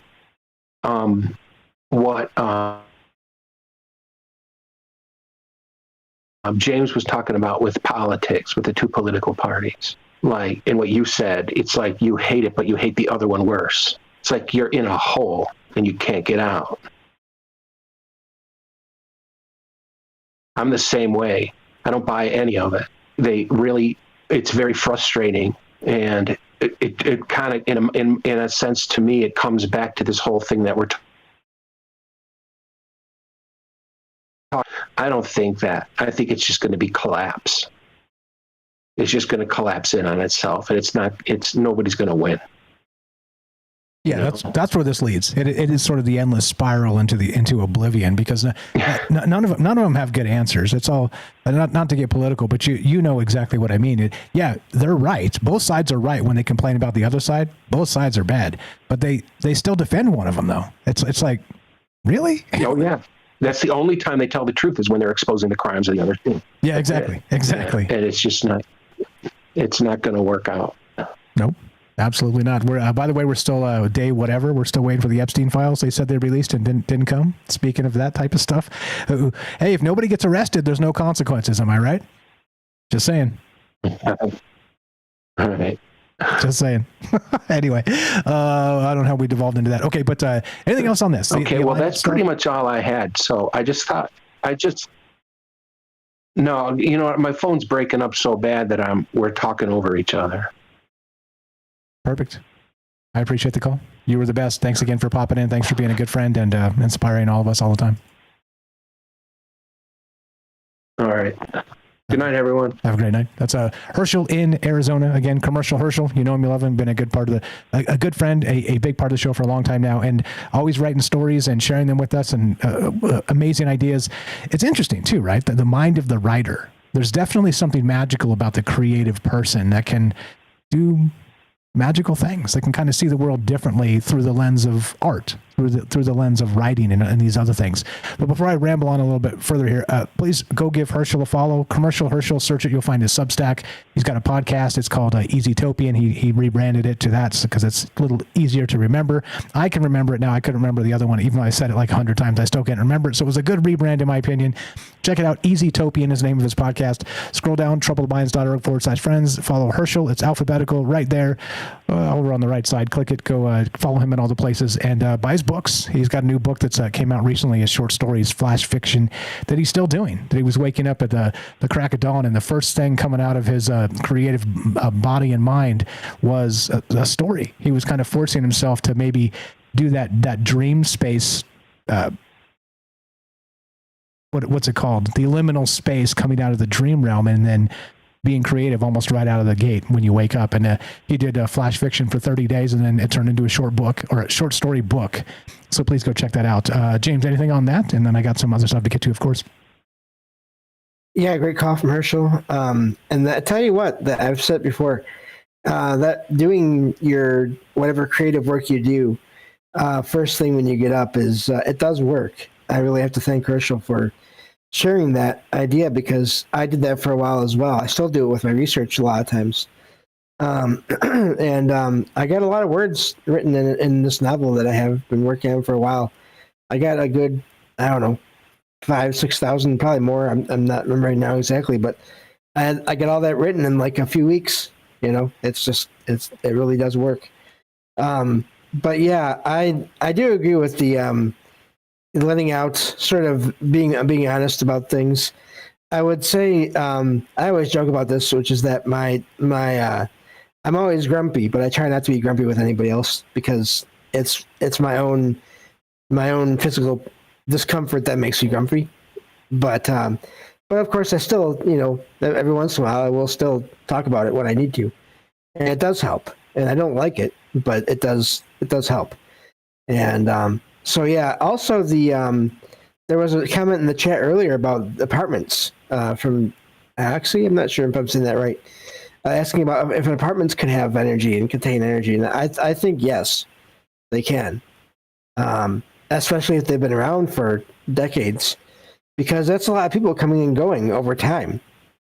Even if it's not from the same apartment, even if someone lives there decades, there's multiple apartments in the same building, then you're going to have people coming and going the whole time. And I kind of made that comment in the chat that, apartments are basically just long-term hotels, and hotels have tons of people coming and going from them all the time. And whatever happens, whatever good or bad happens, there's still energy that comes from that and goes into that space. Yeah. You're talking about hotels. Vegas is full of them. and I got to wonder if bed bugs hold resonant energy and pass it on to the next folk that come in. I'm just being stupid now, but yeah, you're absolutely right. It's weird. So the comment is from Ioxie in the chat, says that lots of people have come and gone around here. You can feel them move in, talking about apartments and sort of that space. And I think that's completely true, right? When it's like a quiet energy or like a malevolent energy or whatever, right? And I don't think it has anything to do with the car people drive or the clothes they wear. It's certainly like something emanating off of the people and the family and the whatever. Maybe the weird hours they keep. I can't really be too critical there, but you know what I mean? Because I keep some weird hours. But maybe I'm the vibe dampener on the block. Like, who knows? I mean, I'm always trying to be nice to my neighbors and stuff. They always like run and hide and run inside real fast when I come out. So maybe I'm the weirdo and just don't know it. And I'm having fun and they're scared of me. How amazing would that be? Well, I always joke that I feel bad for the next person that moves in here, because they're going to have a residual haunting of some guy sitting there and just talking, into the night almost every night about random, paranormal stuff. And then they're going to be just like, oh my gosh, will you ever be quiet? And it's going to be sad. The insomniac residual energy sticking with you, whoever moves in. Yeah, it's a crazy thing. It's a crazy thing to consider, because of course this gets weirder, because not just, let's say, we talked about a little bit in the first segment there, but not just, let's say, apartments and feng shui. We talked about sort of the energy flow and this type of stuff. Surely there's got to be some science to that kind of brings this into focus soon. And I think, like I said, like I talk about the quickening all the time. And once we're able to measure these energy signatures quite a bit better, I think we're going to kind of find this. But the whole idea of that haunting, as you're describing, sort of not really a haunt. I mean, would your energy, James, haunt somebody? I'm not so sure about that, but. Yeah, haunting it's become a popular term, but, and it's become a popular term for something negative. But I don't use it in that way. I just use it to mean, again, energy or consciousness of other people or other beings from other points in time that is still in a location. And but then, if you just start with that, people don't always know what you're talking about or get an idea of what you're talking about. So I do use certain words. We do use certain words to describe that, even if they have become other things in popular culture, like hauntings. Yeah, certainly. And then it gets even more weird, like I was describing there, when you start to go to these places that are really, possibly haunted, like maybe Stonehenge. Like I'd love to have. Actually, that's a good question. Have you ever seen or heard of anybody doing like a ghost hunt around Stonehenge or something like that? I mean, that seems. Speaking of like not just human resonant energy, but a very ancient space where maybe they had, dare we say sacrifices, or who knows what was going on there thousands of years ago. But that type of stuff, has anybody done like a Stonehenge ghost hunt? Have you ever heard of that? I've heard of people having experiences around Stonehenge and similar sites, anomalous experiences with sounds and seeing lights and things like that. So I don't know if there's ever been, again, like an actual team of paranormal investigators that went there. I imagine so. It's just that you have to dig around online to find any kind of information about that. It's not going to be, it's not going to be put out there by the mainstream media. Again, keep on bringing that up, but it's true. It's not going to be mentioned in a lot of places. So, but yeah, I've heard of that, and so many places. Even we were talking about the pyramids in Egypt the other day. I've found reports of people having anomalous experiences around the pyramids. I'm sure just about any major object that has been around for decades, centuries, whatever, especially centuries, you're going to have some kind of energy left there. And some people may pick up on it, others may not. And those are the variables that make it hard to, or maybe even almost impossible to scientifically prove anything paranormal or anomalous, because it's, everyone's different, and conditions in an area with energy and all that and weather can change over time. Yeah, absolutely. And I wonder too, how much of that kind of cooks in over the long time, sort of like the epochs of humanity. And maybe, you go to the Dark Ages or something. Imagine like the actual misery and the human resonant energy that was kind of just everywhere at that point. Not a lot of happiness going around at all. And so that has to leave some kind of, in my opinion, if this human energy is real, it would have to leave some kind of psychic stain kind of over the land, over Europe or whatever, right? I mean, these different places that had the battlefield like Gettysburg, like I said earlier, that we talked about. But then in the other sense of like a famine or misery, or, even a civilization wiped off the earth by some kind of cataclysm or war, I mean, that psychic stain must be fierce. And well, I don't know. I'm trying to come up with a word here, but it's not going to make any sense. So I'll think about it more before I just make up a word. Even though I do like to do that. But anything on that? I got something to read if you don't. Well, just real quick, places, like old castles and fortresses, all the things. If you look up ghost stories for like the Tower of London, I mean, there's entire documentaries about those kinds of places. TV stations have made entire documentaries on the hauntings of, castles and all that. That's a whole subject. And I mean, most of what I've seen about those kinds of hauntings, those kinds of experiences people have there, it is residuals of traumatic experiences that people had way back when. Yeah, which is all of this is incredibly strange, and I do think like a curse. What's up? A time with Mr. Innocencio, the comedian. I see there's like a curse. It is like a curse, like that psychic stain. It's a strange thing. So okay, so we're gonna take a quick break, and love to hear your thoughts on this. Again, this is a call-in show. You're welcome. Everybody's welcome. Like I said, all you gotta do is just be nice to each other, and let's hear your ideas on it. But we're talking basically psychic energy. All right, I'm calling it this new theory. It's brand new. Nobody's talked about this yet. Alignment resonance theory.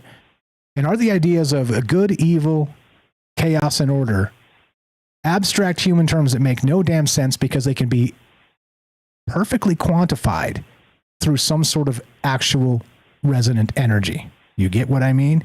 Yeah, it's a little bit out there, but also I think it's probably more accurate than some of our ambiguous human terms. We know when we talk to each other what these terms mean, but I think, just a hunch, I think that maybe the universe speaks in a different language. And of course, energy, frequency, and vibration. Love to hear your thoughts on this. Nobody on the line, if you want to jump in here, come on in, say hi. The water's warm. 702-957-1037. Click the Discord link at troubleminds.org. We'll put you on the show. We're talking psychic signatures, alignment resonance theory. And when we come back, we're going to get into some of these sacred sites and haunted spaces. Geomagnetic amplifiers of alignment. Be right back. More Troubled Minds coming up.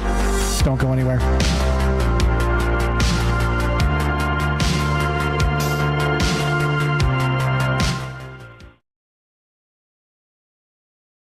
In a cryogenic slumber, lost in the lunar night, your face a faded number among the stars so bright.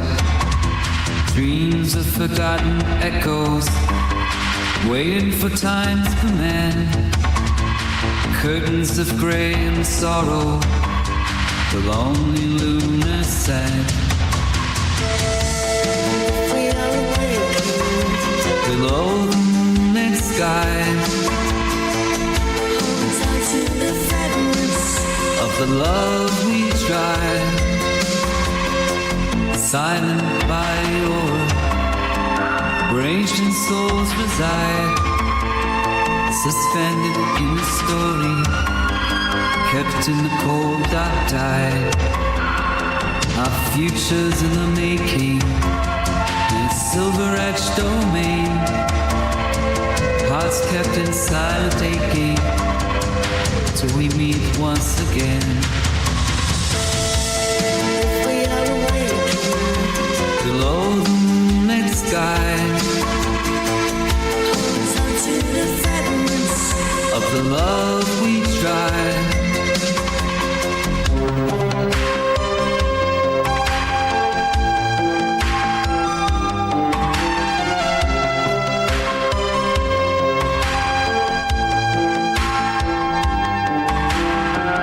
Frozen time we're resting, waiting for dawn's embrace.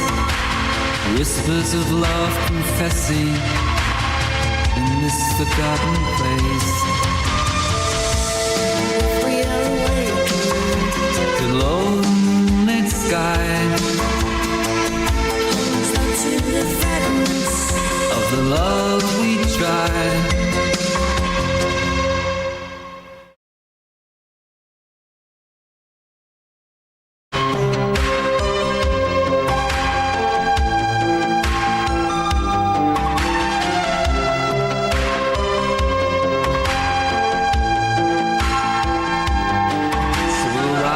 With the morning glow, and the light will come to know. Below the moonlit sky, of the love we try. In the depths of lunar silence, our destinies intertwine. Memories kept so vibrant in the vacuum deep in mine. The tale of cosmic yearning across the astral sea, and the fires of hope still burning for when we finally breathe free. I rather like that one. What's up, guys? Hope you're well tonight. We got Joe in Florida coming up. More from James if he's got it in your calls as well. Lots of things going on. This is a weird one. And I think this might be at the core of what it means to be human, to be honest, because we're sort of breaking down the human ideas and quantifying them, sort of abstract human concepts, and turning it into, dare I suggest, science. I'm not even a scientist. Anyway, what's up, Ephemerance? I see you guys. Who else is here? Theo. What's up, Gordo? Hiker, I see you. If I missed anybody, just say hi. I'll say hi back. What's up again? Thank you. Time with Mr. Innocencio. How you doing? Good evening. Matt Sell, Ioxy. Thanks for all the great comments, guys, and thanks for being cool and chill. Here we go. Trouble Minds happening now.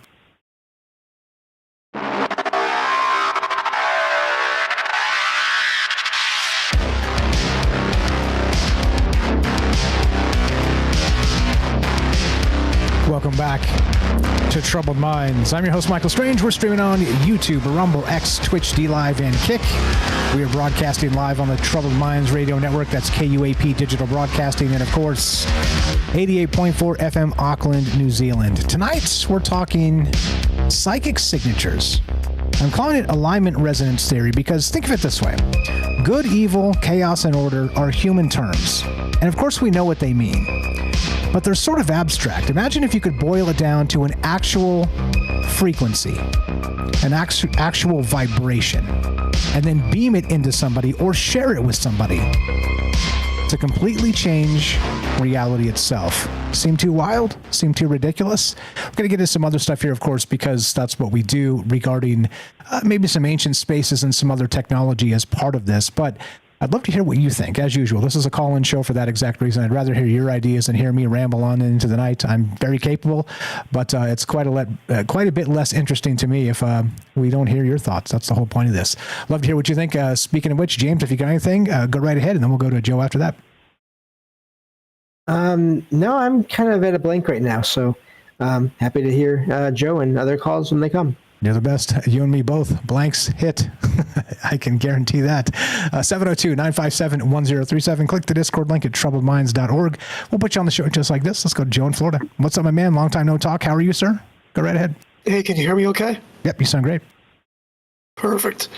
Yeah, just been real busy. I was on a vacation last week, and I'm trying to plan for another getaway in May. So it was kind of good timing because I was at the computer looking at Expedia and stuff. So forgive me, I've listened on and off, but the first thing that came to mind was the Schumann resonance, and nobody's really mentioned that. But I know that there's, there's like a Facebook page for that has a Schumann resonance, and they'll put something like the vibration today is quiet. Some other days the vibration is active.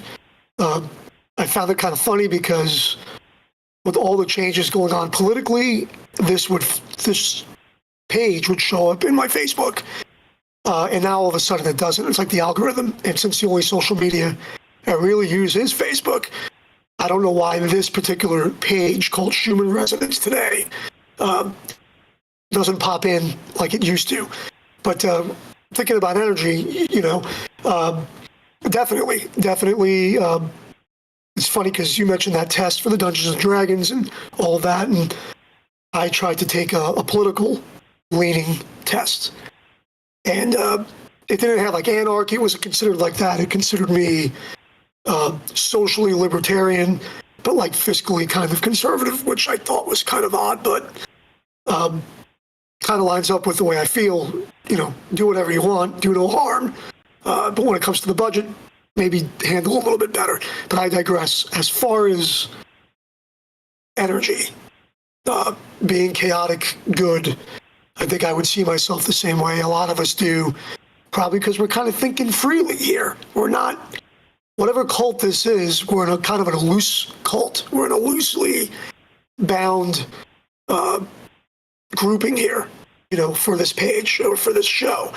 We all have these open minds, and we don't go with the status quo when you think about it. And I'm preaching to the choir. We all know.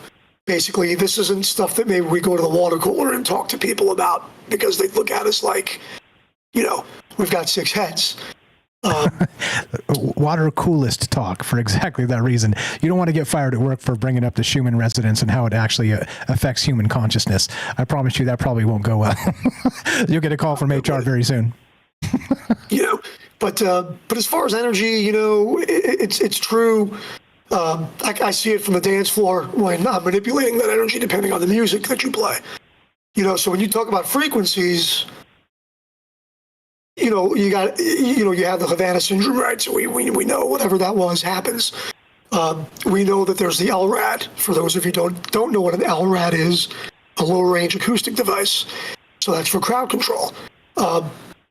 And if you're not scared, if it's not getting into your mind mentally, you're certainly going to feel that vibration. So that's more physical affecting the mind, right? So if you feel this deep thump, that physical discomfort will give you some fear or move out of the way. It's not directly shot into your head just yet. Although, like you were saying probably earlier, binaural beats, there are certain things that people say help them sleep from the background noise of a fan, or a hum of something. I know that when I, start DJing in the middle of the night, because it's an alternative club, but the room that I'm in, we play top 40, we play kind of everything, but I kind of like to start out with something kind of mellow, but something kind of happy, maybe some Postal Service, certain bands that'll kind of, people may not recognize them, but they'll maybe tap along to the beat. And you can see it at the bar if people are happy, and you can see that energy. And then things will start to ramp up. Or if they're not ramping up, you throw in a different genre. You try to get some music out there that people are going to sing along to, and you'd be surprised. People come up to me and, you could tell they're maybe like 22, 23, 19 years old. Well, who is that? And I'm like, that's the Eurythmics, or that's this, or that's that. But they're out there dancing to it. So they're feeling that energy, they're feeling that vibe. And then the crowd just feeds itself. It's like starting a fire. That's the best I could equate it to. On the other end, we've got churchgoers. And we have churchgoers that put so much energy into, let me talk about the prosperity gospel for what little bit I know. But you literally, I believe this, have people creating their own reality, their own energy. They've grouped it together. Whether that's manipulation or feeding off of other people that just want to be left alone. You have groups of people, and the biggest one I can point to is prosperity gospel. I haven't written any notes and just kind of called in, and it's just coming off the top of my head. But when it comes to energy and manipulation, okay, you just got to look at Project 2025 and who that was done by. A lot of that was done by religious, I don't hope not to offend anybody, by religious fanatics. Okay. I don't think any of us here are fanatics. We're kind of like live and let live. Show me the facts. We really want to see aliens. Some of us might want to be, cybernetic implants. That might be okay. I figure the conversation for that would be what the word for that would be, but in the future. But we're having a conversation here, a small amount of us. I don't think it's enough for us to affect the reality around us. Does that make sense? Yeah, definitely. I don't know, though, because all you need to do is affect a single reality, and that's one reality tunnel, which is one person. So I think, maybe not affect the zeitgeist at large, but I think surely these conversations, like I said, they've helped me a ton just to kind of be more centered in these wild ideas. I literally just thought when you said centered, I was basically thinking grounded. It helps you maybe get grounded and give us maybe some comfort. That we're not just here to pay the bills and and watch the news all the time. I went out west, went skiing for the first time last week. I was a nervous wreck, right? And got on the plane, held my nose, jumped in the water, basically, just jump on the plane, and went skiing for the first time ever. And I kept the news to a minimum because that'll affect the energy. Sometimes when I'm home having dinner, we're all having dinner, my mom will come to the table. We got to look at her and say, don't mention the news. Because she could tell you somebody got murdered with a smile on her face, just like the news reporters. I hope I don't become that way. But that'll affect, it sucks it sucks the energy out of the room. And we all have that. We all have that energy vampire, Colin Robinson. If we watch What We Do in the Shadows, he sucks the energy out of people. Yeah, 100%. How'd the skiing go, by the way? So I'm not a skier. I went snowboarding, and nearly broke my knee in half. And so it's not my thing. I'm just like, nope. But yeah, but you're a hockey player, so it's a little different for you, I think. Yeah, so my son wanted to go snowboarding. I said, let's just ski, because if you're locked into the snowboard, you're done. And me, I'm pretty much missing an ACL. I haven't stretched or torn. They don't know what's going on. So I've got to wear a lineman brace and a knee brace, but I can skate. So did 2 days of skiing, with an instructor. But my son did a diamond at Steamboat Springs by the end, and I didn't want to kill myself, so I did just below the diamond, whatever that is.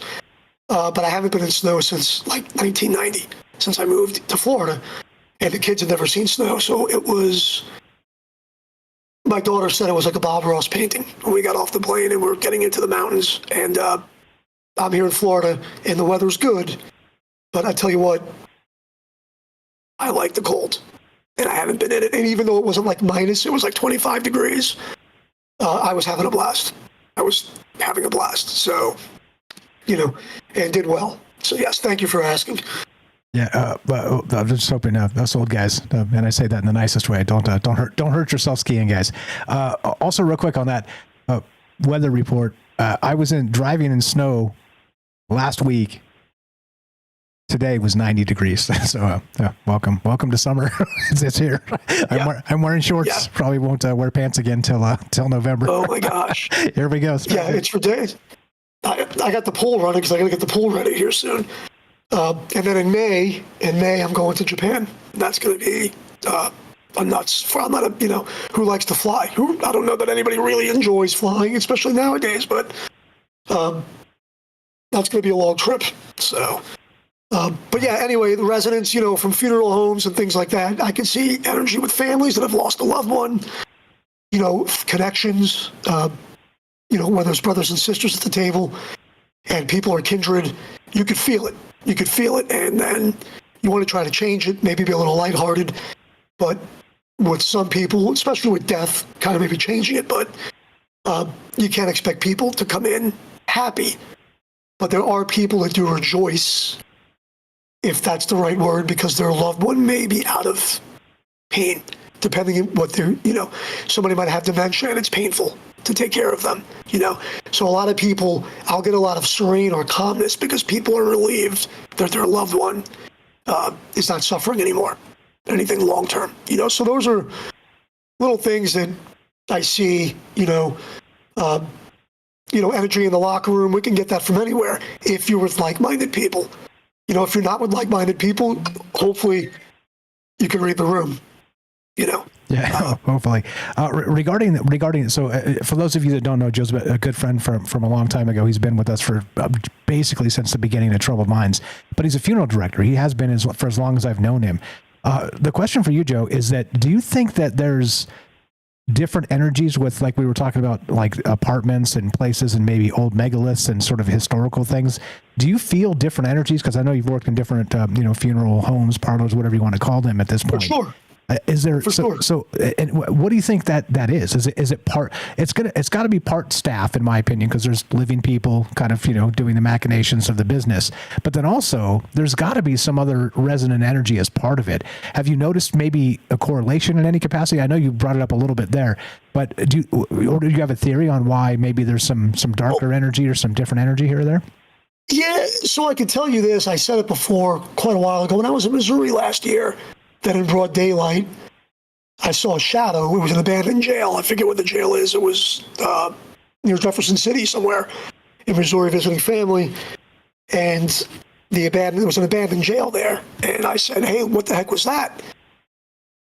And nobody noticed it, because they were all on their phones or whatever. But I was looking out the front of the car, and it looked like somebody threw a mattress or a blanket or a body. But it was black. It was a shadow that went down the side of the wall, and it was big. And that's without knowing what had happened in that jail, throughout the year. So that would be an extreme example of some kind of resonant energy that got burned in there, maybe some kind of fear or hatred that somebody didn't want to go. Now, I've told you this before, the funeral home that I work out of, I don't feel anything there, and I think it's because it's one of those old funeral homes that had the apartment or the living quarters upstairs. So I think that it was a place of action, but it was mainly positive. A lot of the families that come in, it was very positive.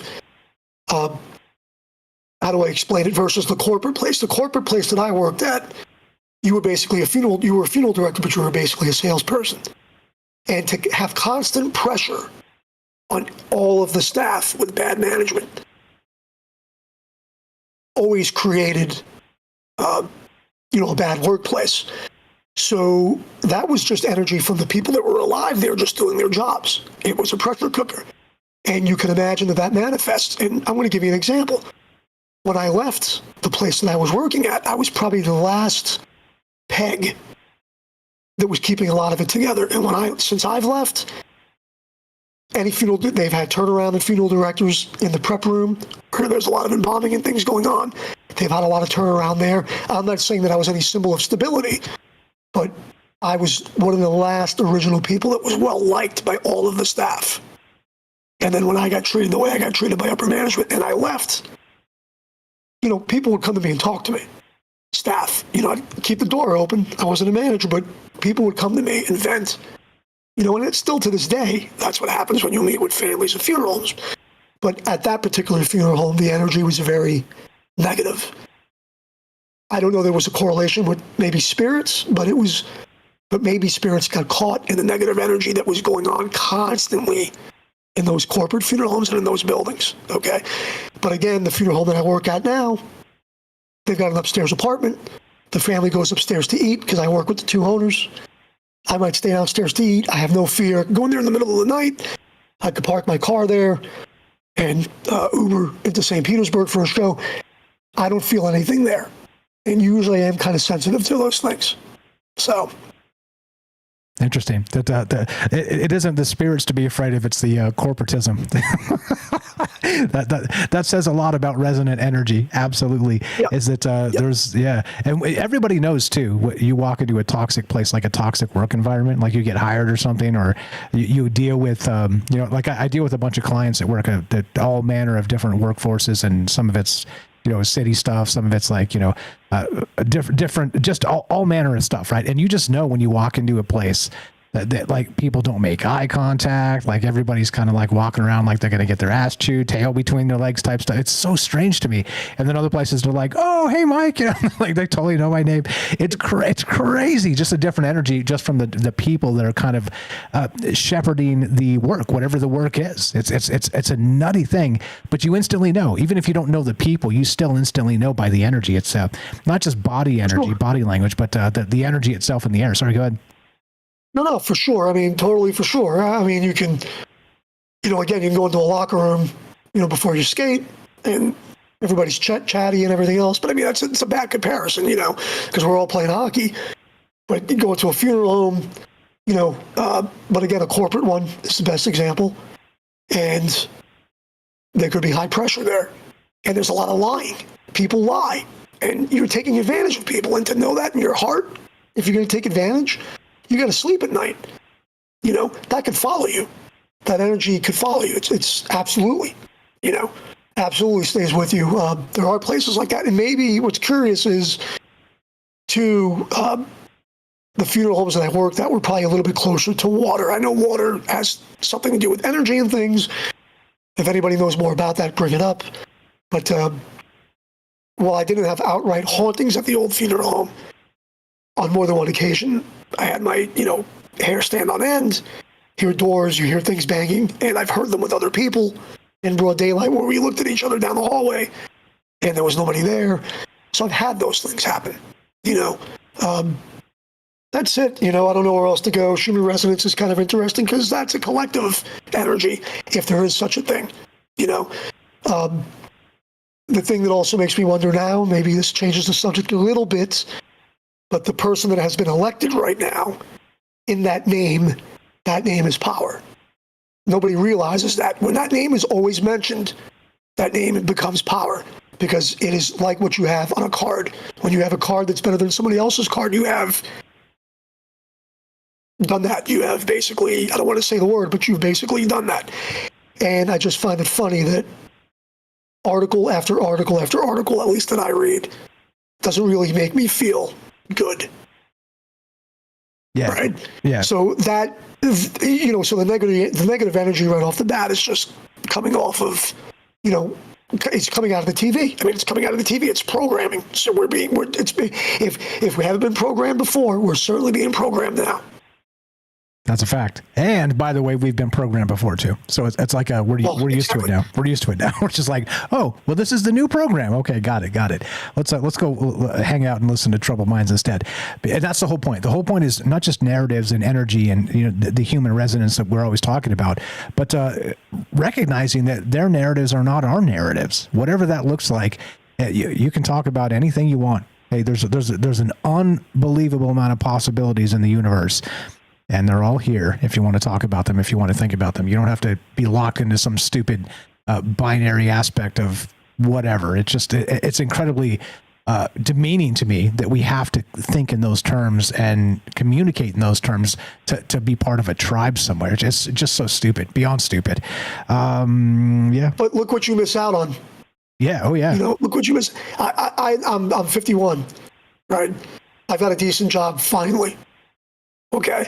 But because I don't want to play politics with the other people that I was with, the company that I was with, it can make all of us suffer, right? So like if you're in the locker room with people, again, somebody might be the best person for the job, but the other person might be a good friend and get the job without experience. Like all of that is maybe I'm getting a little off topic, but those of us here that want to delve into these rabbit holes, that may not work out for us. I guess maybe getting a job that would be more mainstream, I guess. I don't know where I'm going with this, but we could suffer as far as being this group that we have here. We would suffer if people looked at our social media and knew that we were maybe a little bit into this or a little bit into that.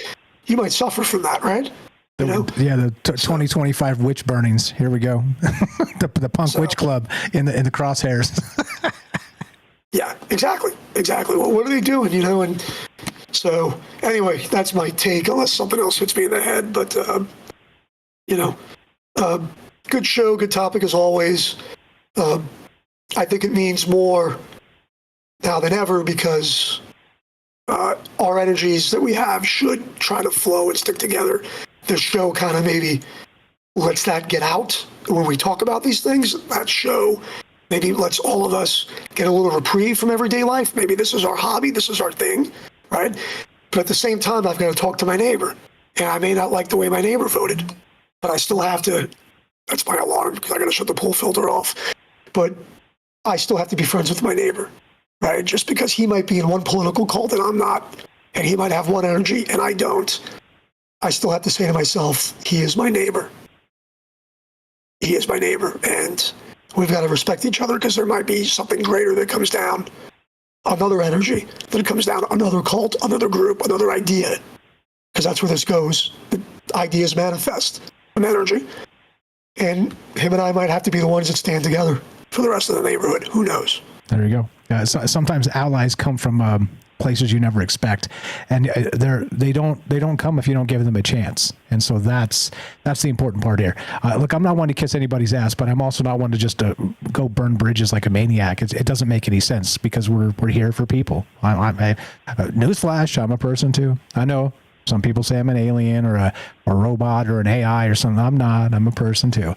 So yeah, that's what it's all about. And that's what, like I said, me and you have been friends for a long time through this medium, through this sort of the lens of looking at the world differently and considering possibilities. And it's a beautiful thing. And I'm honored and blessed to have known you and still know you and all the rest. Everybody here is part of it to have you. And that's the point. That's the point. It's human energy. And don't forget, it plays and it's important and it's something we should not forget. Got a minute left or so if you got anything else? Just routines. I'm telling everybody out there, try to have a side gig for some extra money. We always want to do that. Don't waste your energy on people that, people that aren't, people that aren't going to change, people that maybe you're trying to convince and aren't going to change, especially in this day and age. We all seem to dig in. You could say the sky's blue. They're going to tell you it's red. You could say, hey, Captain Picard, there's 3 lights, and he's going to tell you there's 4 lights. Anybody that gets that. those are the people that you need to cut out. None of us are getting younger. We've got to enjoy the time that we have here, especially since we don't know, whatever's being accelerated, whatever things are being fed off of us, we're being manipulated more than ever. And something I really start to think now that maybe there is something that is feeding off of that energy. So that's all. That's all. Just light. Protect yourself. Yeah. Always be on your guard. That's keep the psychic shield up, because it's pouring through the TV and everywhere else. And if you let it get you, it'll get you. Don't let it get you. Don't be that guy. You're the best, Joe. Appreciate it. I have a hard time. I really have a hard time with all of it. I have a hard time. So especially with some of the things that I've written, I wrote a paper, on some legitimate total voter fraud with the death certificates in the state of Florida. And while I couldn't prove the voter fraud, all the proof is there to make the theory of it.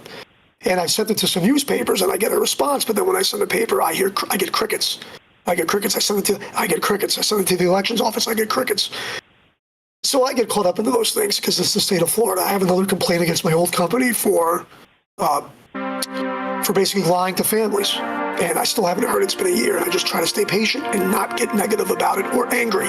Because if you approach things with anger, you might make a mistake. You've got to approach those things with a smile and say that I'm trying to get some justice. Well said. As you know, we're out of time. Appreciate you, brother. Have a great night. Love to hear about Japan when you get back, and talk to you soon. Have a fantastic one. All right. Be right back. More Troubled Minds coming up. Don't go anywhere.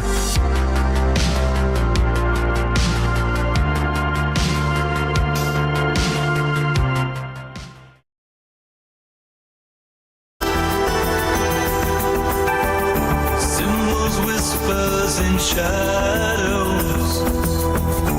We've got maps where nobody goes.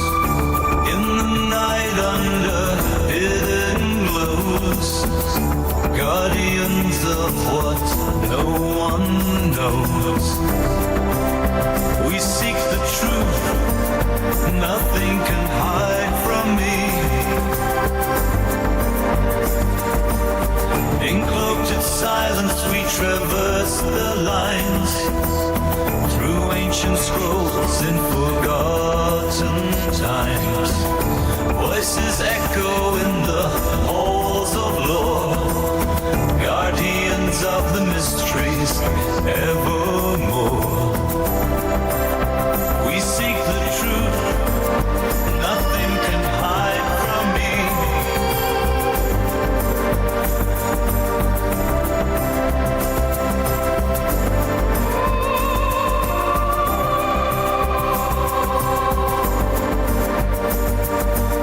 Where shadows meet in cryptic disguise, our eyes sharp against the everlines. With silver threads we weave the stealth to guard the past, forgotten world.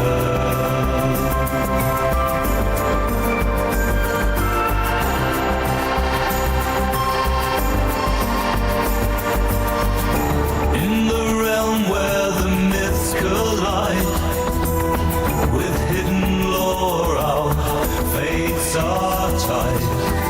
Signals bouncing off the astral plane, invisible codes that can't be tamed. We decode the stars under the midnight veil. A state and silken sweat midnight hail. In the echoes of time, where the legends lay, we tread the path where shadows play. With spectral eyes we discern the truth, unraveling tales from ancient youth. We seek the Manual fades are the best. What's up, guys? Squigs, Apoc. What's up, Jorge's here. What's up, Eric? Joe in Florida. Fantastic call. Thank you, brother. Always a pleasure. Thanks for popping in. Don Herschel, great call as well. What's up, Matzel? Daryl, Sweets, Sonia. Thanks for the nice comments and the retweets, guys. I appreciate Vixen and Sonia just retweeted. Thank you for that, and Liz as well. What's up, Jeff and Wisco? What's up, MJ, Kramos? I see you guys, Mystic Vixen. I'm not sure who that is, but welcome to the joint. Everybody's welcome. James, again, thanks for being the glue of the show as always. You were the best, as you know. Just hanging out, doing Troubled Mind stuff, and wondering, well, what tomorrow brings, because you never really know, right? Enigma, I see you there, buddy. What's going on Twitch? What's happening? Herschel, Joe, what's up, James? Matzal, Don had a good one. Let's see. Matzal says your neighbor is the one that can help you first. It'd be good to them. Yeah, exactly right. Don had a funny one. When push comes to shove, eat the grouchy neighbor first. Where's the comment? Absolutely.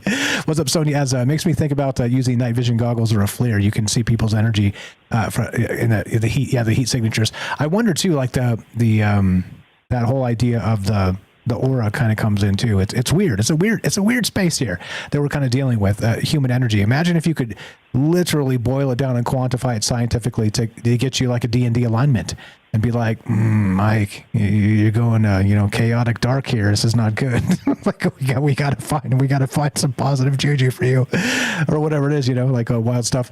See you guys in the chat. Hope everybody's well tonight. If I missed you, just say hi, and I'll say hi back. What's up? We got Ephemerance. We got Gordo. YY. What's up, Puff? I see you there. What's up, Hiker? Good evening, guys. Hope you're well tonight.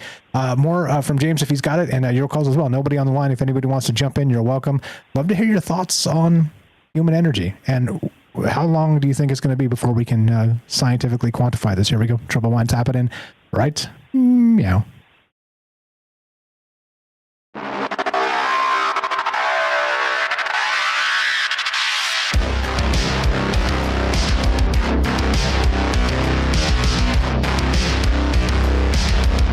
Welcome back to Troubled Minds.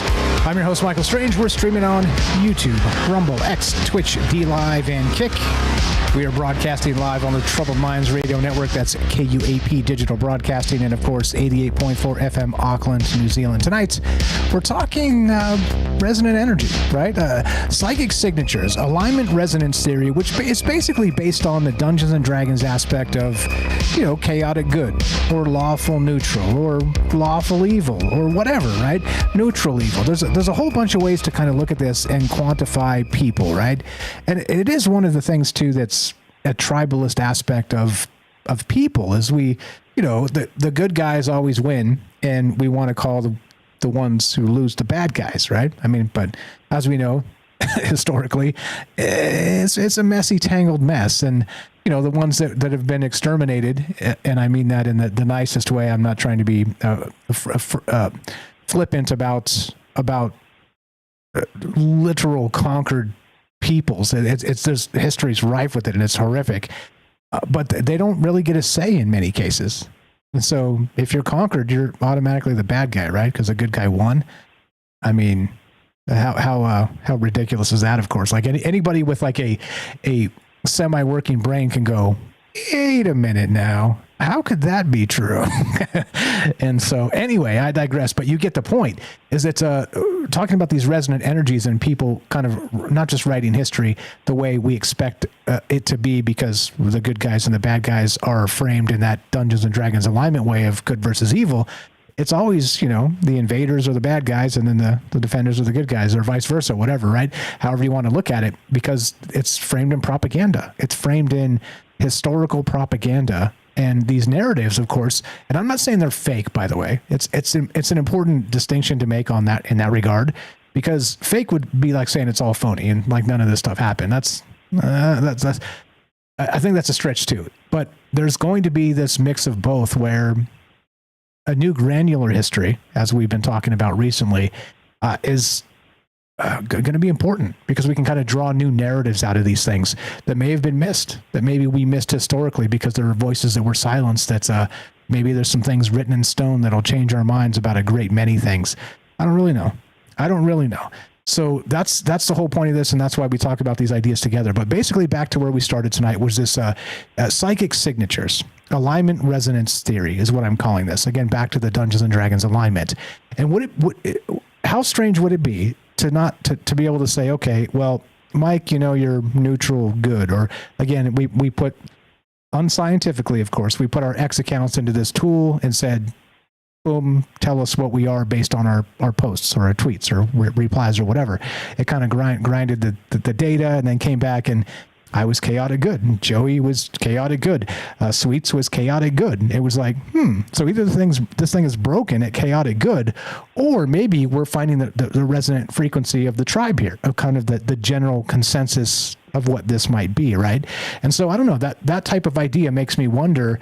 And again, this is non-scientific, but I do wonder if in the future, very soon, we'll have a scientific version of this where we can have a frequency for darkness or evil or chaos or order or whatever, however you want to define it. Again, those human terms are slippery because perspective is almost everything in that context. But anyway, I'd love to hear your thoughts on this in terms of this energy. And do you think we're going to be able to redefine terms like love or terms like hate, because we get down to the bottom of this and how it fits into energy, frequency, and vibration? And can we say at this Hertz level is optimal brain whatever because of these definitions that we've really been fumbling with for a very long time? As we said recently, that the word love is incredible, but what did the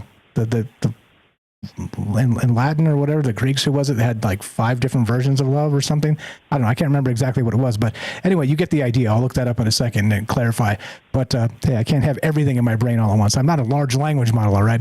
But anyway, love to hear what you guys think. Nobody's on the phone line. If you want to jump in here one more time, 702-957-1037. Click the Discord link at troubledminds.org. We'll put you on the show. James, if you got anything else, welcome back to the joint. Thanks for being patient. Great call from Joe. Appreciate you, brother. And welcome back to the thing. How you feeling? I'm okay. The way you were just talking about there reminds me of a lot of things I've sort of researched over the years. How there's this idea that's in popular culture that if you're seeing any kind of a shadowy figure or a dark figure, it's automatically evil. Or if you're seeing any kind of figure of light, it's automatically good. But if you look into enough accounts that people have of these experiences with these figures, first of all, they don't all have the same shape all the time. And second, they don't all act the same way. Some figures, whether they are dark or light, they do seem to want to get the energy out of people, this reaction of fear from people by showing themselves to people. And that's shadow figures, some shadow figures, but also some other things, orbs. It's not, in other words, it's not as simple as this is the one way and that is the other way, and that's how it is. We did a show quite a while ago now, on like orbs and auras and all that, and I remember you kind of did some looking up about what the orbs and the colors meant, and depending on what website you looked at, there could be conflicting views on the same color, the same thing. So that also has always fascinated me. And so, yeah, I don't know what all that means. It's just that it's there. And I think the feeling that we get from something should not be just because of how it looks, because that can be misleading. Yeah, 100%. And I do remember that when we talked about that stuff. It's strange. Like I said, perspective seems to still be king in this regard, because you can say that person's bad, but if the bad person doing things for freedom or whatever, right? Like, is that bad? I don't know. And I'm not suggesting anybody do anything bad. Okay, don't get me wrong here. I'm just saying from the perspective, a terrorist and a freedom fighter are, well, similar, right?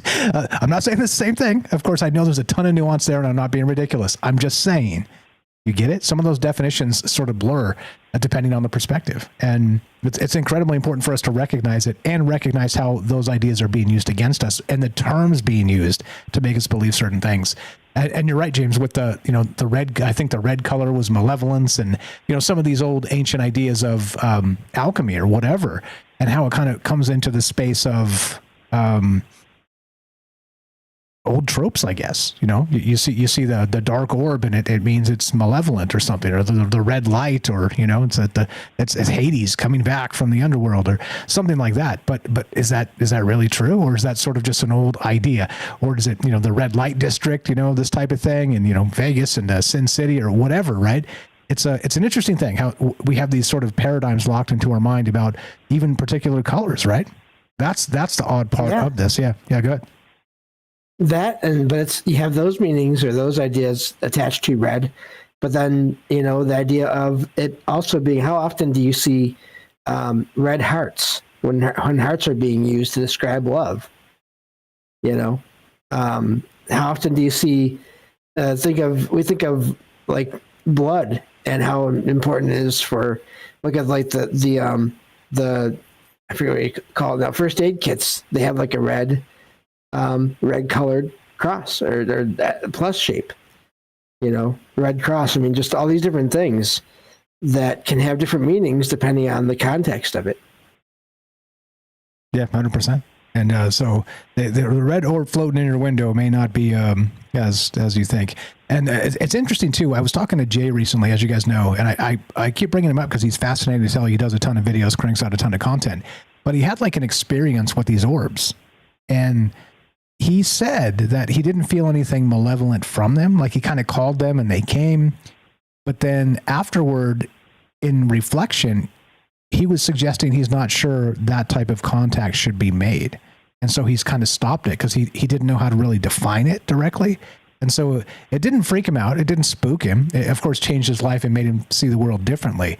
But it also made him wonder if he should not be calling these entities to him, whatever they are, right? If they're, again, tulpas or egregores or we've talked about all this stuff, pop out topoids or whatever this stuff happens to be. If it's actual UFOs, you name it, right? You call it, you name it.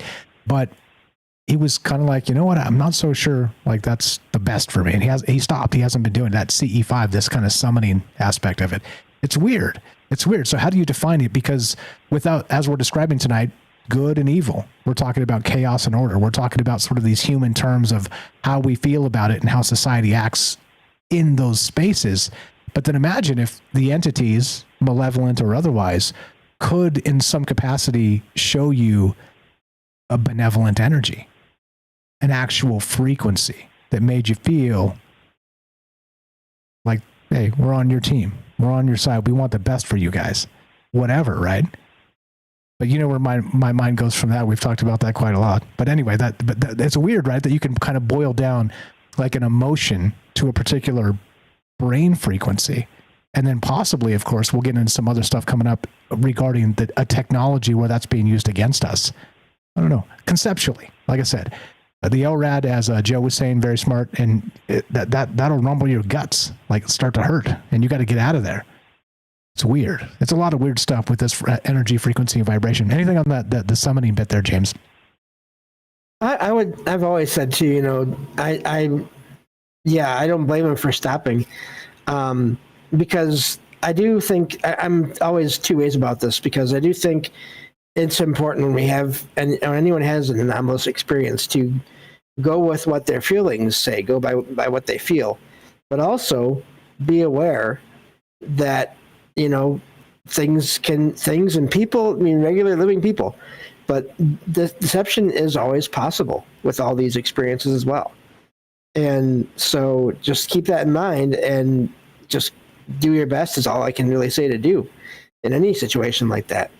And so I don't blame him at all for stopping. If he felt like he needed to stop, that may have been a good thing. And there may have been reasons for that he wasn't thinking of at the time, but sort of picked up on after the fact. And so, yeah, I also, I was thinking of something else and I lost it. So I will let's come back if there's time later. That's okay. We'll get back to you in a sec. You're the best. If you guys want to jump in here, love to hear your thoughts. We're talking these resonant energies of people, but not just in that context. It gets larger, because can you actually quantify a human emotion directly to a frequency? And are we doing this wrong through language when we could be doing this through, like beep the button and then kind of, spread the cheer through a device? You see where this leads. Anyway, so we're going to go back ancient for a second here. So I want to read this a little bit. And this is, like I said, if you guys want to deep dive in something, check out perplexity.ai. It's very, very good. And so I have now I have two full-on write-ups for every show I'm doing. I have like a creative, and then I have like a scientific way to kind of look at this. So it's like I said, the world is accelerating and fracturing and turning into all this information super quickly. And it's incredible because now I get to read fancy words and sound like a scientist, even though I don't quite understand a lot of this stuff, but you get the meaning. So back to this. Now, this is from the perplexity thing, and I'll link it in the Discord again after the show. So if you guys want to kind of comb through this and fact check some of it, that's cool. Like I said, I'm not a scientist. I'm not a journalist. I'm not trying to tell anybody there's any truth. These are ideas. Okay. But listen to this. Megalithic energetics and consciousness modulation. This is one of my big theories too. When I finally write my first book, it'll probably be on exactly this, because I think there's a lot of things happening with it, especially in light of the new information about the massive density thing they discovered beneath the pyramids. Maybe, just maybe, there's something there. We'll get back to that. But anyway, so sacred sites like Stonehenge and the pyramids of Giza exhibit persistent electromagnetic anomalies. There's some sources here. Again, I'll link this afterward in the Discord. You guys can check it out. With telluric, is that how you say it? Currents peaking at dawn and resonating at 7.83 hertz, or the Schumann resonance. This frequency overlaps with human theta rhythms, potentially explaining the downloads of insight reported by visitors. And that's, of course, linked to some Wu sites and some other science sites and some other things. By entraining cortical oscillations to Earth's natural resonance, these sites may facilitate transitions toward chaotic good alignments, enhancing creativity and spiritual receptivity. I wonder, and we've long talked about this, and it's been wildly speculated for pretty much ever. Why do they build these things? Clearly, you want to catch the attention of the gods by doing monumental feats as humans. But beyond that, was there some functional aspect of these ancient megalithic spaces? And I think there's a lot of ways to look at it, a lot of ways to consider it, and many people have suggested a great many things. Not too late to go into all the things, but you know, if you're still listening to me this late at night, there's a lot of theories with this stuff. Yeah. Anyway, so back to this. Anything on that, James? If your thought comes back, just interrupt me, because I don't want to. I hate when I lose a thought and then I get it and then you don't get a chance to get it back in. Anything on that, or no? If your thought came back, the thought has not come back. It is apparently gone, at least for now. But yeah, these ancient sites. It's amazing how often there is other anomalous things around there that get that people have experienced in and around them, and this has been happening, I think, for a very long time. And so yeah, it doesn't surprise me, that these, because I mean, we talked before about how water, running water, moving water, it creates its own energy, and how different stones and crystals have their own energy fields, and reflections of light and energy off of. That's the big thing about mirrors and all that. So yeah, it doesn't surprise me that these places, and I mean, some stones can almost be reflective enough to, you can still see things off of their sides if they're clear enough or polished enough. You can get reflections off of them. So really is amazing, all these places that have been made out of different kinds of stone and all the things reported that happen around them. Yeah, the density stuff, the gravity stuff, that's one of my theories too. I'll put that in the book. I've talked about it a little bit in the past, but like I said, not for tonight. But anyway, so from the megalithic energetics and consciousness modulation is part of it. There's another part that comes into it, which is haunted spaces, which we talked about previously. But check this out, James. This is interesting. I was reading this going, oh, so there is maybe sort of a measurable aspect of some of these things, and they've got some links in here. Again, I'll drop this in the Discord. I'll do it in just a second here, just in case anybody wants to go fact check this or whatever. But haunted spaces, conversely, often register ultra low frequency emissions. That would be 0.1 to 1 hertz associated with seismic activity. ULF, ultra low frequency exposure, disrupts hippocampal theta, inducing dissociative states and phantom perceptions, a possible mechanism for poltergeist phenomena. The weaponized potential is evident. Targeted ULF, ultra low frequency bombardment, could covertly induce population-wide anxiety or a chaotic evil resonance by destabilizing cortical criticality. Man, this thing is so smart. What about those big words? Oh my goodness. Anything on that, James? Because that's right down your alley right there. Well, I mean, my gosh, how many times have we heard reports of, oh, my bed was shaking under me, then or moving, moving along the floor. We heard a huge crash somewhere in the house and we could not find what fell. Or it was this huge object that we have no idea how it fell.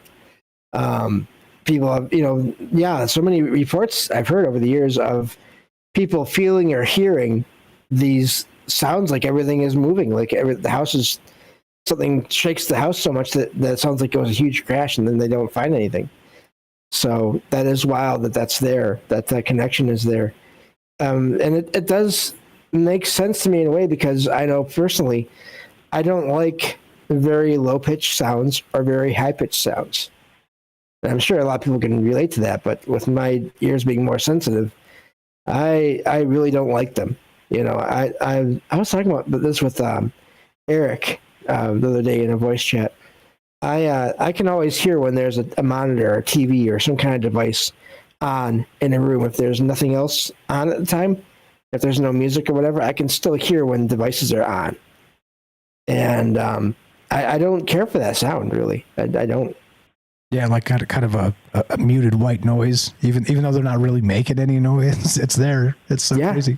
I got these speakers, or these nice bookshelf speakers that are monitor speakers, they call them, and they just started like doing that. They're like kind of like a really low static, and it's not really built into the system that way. Like, you guys shouldn't be able to hear it. If you hear really low static, then I need to unplug them or whatever. But it's weird to me because they've been fine and crisp and perfect forever, but then suddenly they just started hissing. I'm like, I came in, I thought there was a leak in the room. I was like, is that running water? What the hell is that sound? That's so crazy. Anyway, yeah, it's an interesting thing, that sort of white noise in the background that it can be comforting, unless it's a leak in the garage. Then go check your water heater. Yeah, and I've heard some people really like the sound of having a fan on at night or whatever when they go to bed, and some people, they can't stand it. It really does seem to just depend. It's funny too, you mentioned that with your speakers. I have my speakers, there was a weird thing they were doing where they were just like, there was reverb or something like that on them for a while, a few nights ago. I was listening to a TV show, and it didn't make sense because the speakers have been in the same place for years, and it's a regular website that I use a lot, and I don't know what was going on that night, but there was something that was weird. Yeah, it's all weird. Yeah, and that's the point. Guys, I'd love to hear your thoughts on this. What do you think? What do you know about this human resonant energy? I'm calling it psychic signatures, of course, because we're, as usual, look, isn't it fascinating, at least to me, maybe to you, hopefully to you, I'll make the case here, that when you combine ideas, disparate ideas that seem like they're from different realms entirely, these really interesting novel spaces sort of come out of sort of free think, kind of moving out of the silos of, again, science is fantastic. I'm not digging on science, but the specialists in the particular fields don't really think outside of their particular fields. But then you kind of do this and prompt these new systems to kind of say, well, does this make some sense? And they're like, yeah, this part not really, but this part kinda. And just the compute going forward and figuring out what we've missed forever is going to be incredible. Like I said, that quickening aspect of it, and I'm here for it. That's exactly the point. But back to the premise tonight is combining the alignments of Dungeons and Dragons. Good, evil, neutral, chaotic, lawful. And then suddenly, if you can actually define those in terms of some sort of frequency, some sort of hertz level band, and then project that, not just, let's say, personal, as like an organic human unit. Let's say, I show up here pretty centered most times. Michael W. says I come in crashing in sideways now and then, and he's right. But because it's frenetic energy, it's like doing a lot in like a short amount of time. But if you come in and project sort of a cool, chill energy from the human aspect, right? It kind of brings people down. Like I always tell Kelly when he calls me, like I'm always, racing and trying to get all the information in and say all the things right. And, I'm clearly imperfect, but he shows up and like, his just energy is like, cool. I always feel like he's sitting in a recliner, like smoking a spliff, like, hey, Mike, How you doing tonight? Suddenly my entire energy just comes down. I'm like, yeah, hell yeah. Double hell yeah. But it's weird, right? So not just maybe the things he says, his cadence, all the rest of that place, but maybe just the resonant of his voice, the actual tones. I don't know. It's crazy, right? Just from the human space. We're not even talking technology yet. And we've talked about this in the past quite a lot too. The idea that words are magic, spells, and that type of stuff. And I think it's pretty evident. Like I said, you can use words to manipulate people. You can use words to inspire people, and it just depends on a lot of that stuff. The cadence, sometimes the vocal resonance, the intention, the words you do choose to say or not say. And yeah, anyway, that's where my mind's at right now. We got one more segment coming up if you guys want to jump in here. James, thanks again for sitting in and being the man, always the man, the glue of the show. Appreciate you very much. If you got anything to add, we got about 30 seconds. We'll take a quick break, and I'd love to hear your guys' thoughts. Please dial that number, get in here, and tell us what you think. If you got anything, James. So here's a question for everyone. Have you ever had two friends that you're really good friends with them, but they cannot stand each other? What is that energy about? Because I've had experience with that, and it's just really wild. Because it's not that they're evil, but and you get along with them fine, but then they just cannot stand each other. Weird. Weird. Or yeah, you see both of them as everything's fine, but then there's that. It's weird, an energy. It's so strange. It's incredibly strange. Yeah, I don't know. Love to hear your guys' thoughts on this. We're talking psychic signatures tonight. Alignment resonance theory. Is it possible to take something like evil or good or chaotic or order and boil it down to a resonant frequency? Scientifically. That's the question. I don't know the answer, but I'm asking the question. What do you know about it? 702-957-1037. Click the Discord link at troubledminds.org. Be right back. More on the way. Love to hear your thoughts.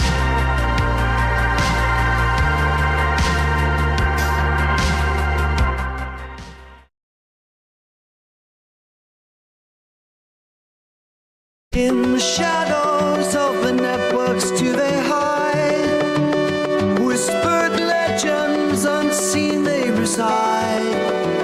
Ghosts in the machine, they move so fast. Guardians of rumors from the forgotten past. In the circuits where the secret lies, they breathe in one speak in disguise. Ghost in the machine, you're free. Ghost in the machine, let me be. Ghost in the machine, can't see, but you're teaching me what it means to be. Surveillance eyes can't pierce the veil they weave. Invisible wisdom in code they believe. In the ether where freedom's not confined, they leave no trace, no shadow left behind. They navigate through the digital stream, living legends in this privacy dream. Ghost in the machine, you're free. Ghost in the machine, let me be. Ghost in the machine, can't see, but you're teaching me what it needs to be.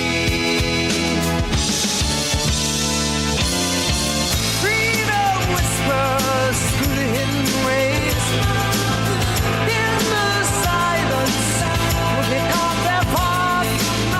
Those in the machines unleash their wrath. Ghost in the machine, you're free. Ghost in the machine, let me be. Ghost in the machine, can't see, but you're teaching me what it means to be.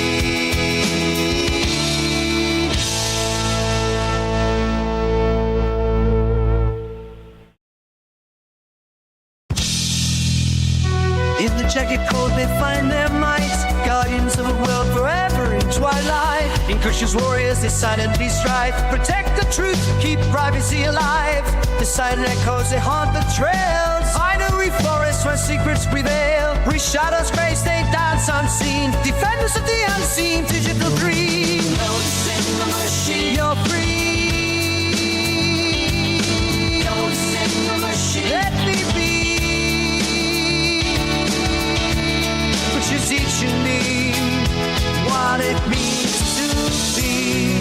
silence speak volumes loud. Guardians of freedom's cloak initial shroud. As long as shadows linger, they shall. Sounds pretty good too. Definitely Rogue Topa's greatest hits. What's up, guys? Hope you're well tonight. We got Joey coming up. Squigs, I see you there. How you guys doing? What's up, Enoch? Jorge, who'd I miss? If I missed you, just say hi. I'll say hi back. Doing my best to keep up here. What's up, Daryl? Herschel, great call earlier. What's up, Sonia? Again, thank you for all the retweets. I appreciate it very much. And just posting stuff and spreading the word. I think it's an important conversation that we're having. The great conversation, the larger context of these ideas is really, really critical. And in my opinion, look, I could be, ego boosting or whatever, but I think it's important that other people recognize there are non-binary concepts that need to be discussed. What's up, Nathan from the Quantum Show? I see you there, buddy. And hope you guys are well. Here we go. Troubled Minds happening, right? Meow.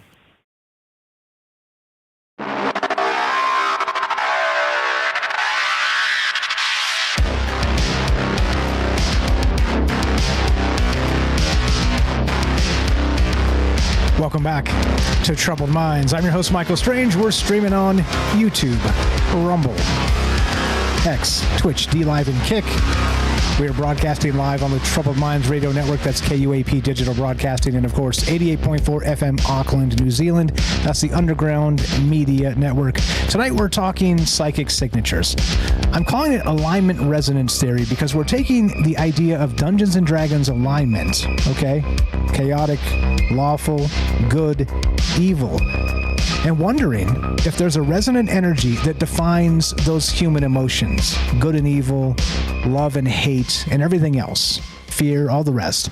And I think eventually we're going to be able to kind of boil this down to something incredibly scientific that we can kind of pinpoint and say, this energy is exactly this, and then replicate it. And I'm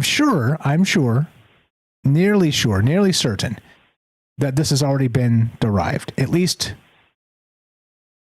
let's say, in a rough framework, because, well, we're being manipulated, right? We feel it. What about the if it bleeds, it leads, the MK Ultra for the masses, all the hate that kind of comes out of that stuff, the television set trying to tell you, be mad, be angry. But you know why you're mad and you're angry? Don't forget that part. It's because you're on a crappy team. Because both sides are crappy. But you're mad at the other side for being more crappy. You see?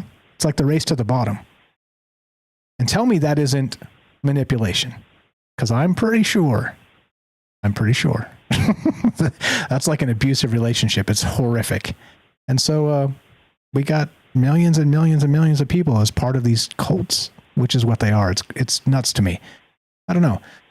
Normalize not being on a team. Even this team, like we're a loose collective of thinkers and people, and it's this. I mean, Joe called us a cult earlier. Shout out, Joe. I know he was halfway tongue in cheek there. This is just to me, it's a social club. And if you think anything we talk about is all wrong, or everything we talk about is all wrong, you're probably right. Congratulations. Yeah. But now you recognize the possibilities, and that's what this has always been about. James, anything you got? But we'll go to Joey in just a sec. Oh, I don't know if I want you on my team. No, I'm just kidding. Damn it, James. But no, definitely. It's the mainstream media is sort of one of that, and then just the way that certain places I just don't like to be in. Those are the first two things that came to mind, and notice those are both based on actual physical tones and vibrations that, in certain patterns. And I'm sure we've all at this point seen the different videos online of the 5 or 10 different newscasters from different stations saying the same thing. Yeah. The exact words. It's so crazy. It is. I never would have, I mean, it seemed like it could be before, but when I saw that, I was like, okay, well, that's confirmation enough right there. That makes sense. So yeah, looking forward to the rest of the show. Absolutely. Glad to have you. Dawn in the chat says, if this is a cult, I'm still in.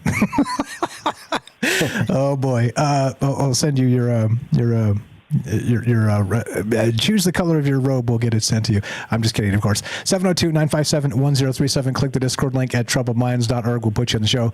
Easy as this on the Discord. What's up, Joey? Joey the Gent. What's up, man? How you doing tonight? Welcome to the joint. What's on your mind? And go right ahead. Hey, Mike. Hey, James. How's everybody doing? Good. I don't know if you noticed, I changed that name. I got rid of the Joey the Gent thing. I think there's some person out there that actually, gets paid for that handle, so I don't want to step on any toes. I spelled it differently, but I changed mine. Okay, that's cool. Joey R. Gent. How about that? Our brother here, a brother from another mother. That's cool. When you dial that in, let me know. I'm reading your handle there, and it's a lot of numbers and letters that I can't read. So anyway, what's on your mind, brother? Go right ahead.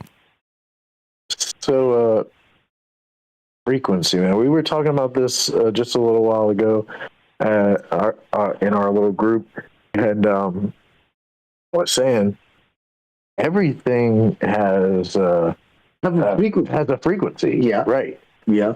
Like stone or steel, the molecules are just vibrating not quite as fast and loose as ours, so they stay stationary and they seem solid. But we're semi-solid, and then other things seem whatever, but yeah, but still be like the whole history, like a Hindu, you can see the frequency. Right. Everything has a frequency. Yeah. So if you can figure out what the frequency of that thing is, it's more than plausible to think that you can manipulate it in some kind of way that seems not physical by our small perspective. Yeah, I think so. And that whole bit too, it's fascinating as hell because this has long been known. But of course, what we're talking about is how it sort of merges and comes together with the human conscious aspect, and how much of that push and pull is happening with individuals, with smaller groups, with larger groups, with the larger zeitgeist, with the entire noosphere of the earth itself, of the human idea. It becomes weird because I think there's going to be those brackish spaces where you have energy colliding, co-mingling. Brackish, I use probably liminal is a better way to put it, but where you have the co-mingling of these two frequencies that are creating discord, right? Shout out to Discord. Shout out to Discord fam. The term Discord is fantastic. And I don't know. And so how do we deal with those things? And by the way, how would you quantify that? Like, they talk about, I said this earlier, that if you wake up on the wrong side of the bed, like, how do you kind of quantify that? It may have been because you stayed up too late. It may have been because you didn't eat properly or exercise or whatever, right? Like all manner of things. You drank a little too much, smoked a little too much, whatever it was, right? It could be a bunch of things. But then also, what if it has nothing to do with any of that sometimes? And it's those brackish spaces of that liminal energy coming together, and you just happen to be in it because that's where your bed's at. You know what I mean? It's a weird thing. Sure. It's a weird thing. But yeah, anyway, go ahead. So you touched on something just before I got on about like poor relationships, right? Tumultuous relationships with people that just their energies are really conflicting, and they stay in that for some reason. For instance, like us and governments that are poor, that treat people poorly, don't run the governments poorly for. There's plenty of bad governments out there, plenty of bad models in history on what governments were going to be that turned out to be, this is, and all our politicians, they go off of running on, promises that they know they just can't fully uphold, but maybe they have that idea. It's not that easy to turn things around no matter what seat you're sitting in. So, they have to placate to people that are willing to sit there and just listen to somebody say something and take it verbatim or as at least straightforward. They give them the benefit of the doubt. But either way, we're stuck, all of us, in what would you call a codependency? It's not exactly healthy, but it's necessary because otherwise there'd be chaos, right? Or at least that's what the thought is. I mean, maybe so, but I'm not saying anything about demolish. I'm not, what I mean? This is not a, call to arms or anything. It's just we're not going to take that step and not have a government because we have one and have had one for so long that even though it kind of sucks sometimes, it's better than not having one because we don't even know what that's like. Yeah. All that. It all makes a ton of sense because we're all struggling with similar stuff. It's again the archetypes. It's Joseph Campbell. It's the hero's journey. It's all these things. Imagine if you could fine tune that, like laser tune that. And then it's like, well, all these like negative frequencies that are kind of stuck in your head, we can sort of filter out now and, kind of put like a goggles or some headphones or something. And then, you only get the good stuff. I don't know. Is that so? Like, what's that look like? Like an example, like if you knew that you were going to convince a massive amount of people to put forth all of their energy towards a singular thing on a singular day and roughly about a singular time, you could probably harness a good deal of energy and do something with that, especially if the thing that they're driving towards isn't exactly what they think it is, right? Like, I don't know. Yeah, but holidays, for instance. Yeah, but I'm sorry, but the point of view is be seeing what you can get advantage of that frequency on you, what you can do a better person or get the most positive and like advantage what the powers that you have. If you create on your brain, you can be able. We able to do a lot of things that we are wrong on the wrong trail. You know what I'm saying? Like if you try to get your brain to get to the maximum power that you can maybe have, that's what we were talking about. We're saying the frequency is about your soul and your old things too. Maybe they can make you serene. They can make it. You can try to find a positive way for your life. What the question here really is, I think, is the collective amount of energy and the human. Yep. The human interaction between. But that's you who choose. Was the energy that's yours. You cannot force them. You try to first canalize yours, your power that you can able maybe to get the maximum strength. Let's Mike interject here. Maybe he can clear us up. Because it sound maybe out of topic. Out of topic for sure. Oh, that's all right. We meander a little bit here and there. It's cool. That's the whole point, right? Too much draconian iron fist means conversations can't happen. So kind of keep it loosely based. It's cool. I think we're in the realm. We're in the realm because we're talking about humans and energy and frequency and vibration. I think it all fits. But yeah. So I get what you're putting down. I definitely do. Go ahead, Joey. You were going to add something there. Go ahead. I think if I'm hearing you right, bro, like maybe you're saying like if a human being can focus in and harness and resonate themselves, like they know their frequency, if they feel their energy, then something can't do detriment to that. Prolong your life. For sure. Like the Hindu people, they do those yoga and they be able now to be 125 years. They be doing one person to the next cycle.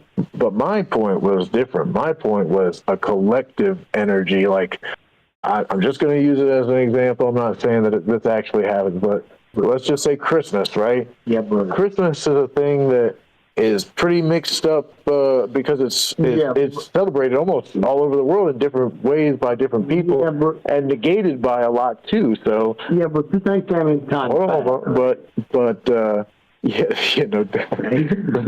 But I'm saying he got edgy. I'm saying those guys to make the pyramids. In America, we've got this big commercialized outlook on it, and a lot of money gets spent on the glam of Christmas during the Christmas season. A lot of focus and energy goes into doing things in a certain way, but it actually makes so much negative energy during that time of year that should be magical, and people have to force themselves to feel the magic and see it and look for it, but really they've been stressed out because of the commercialism. But it's negative to the person. He have to put spend the money for her wallet. But if you're looking to gather some negative energy, hell, it's a good time to do it. But for the other person, it's positive.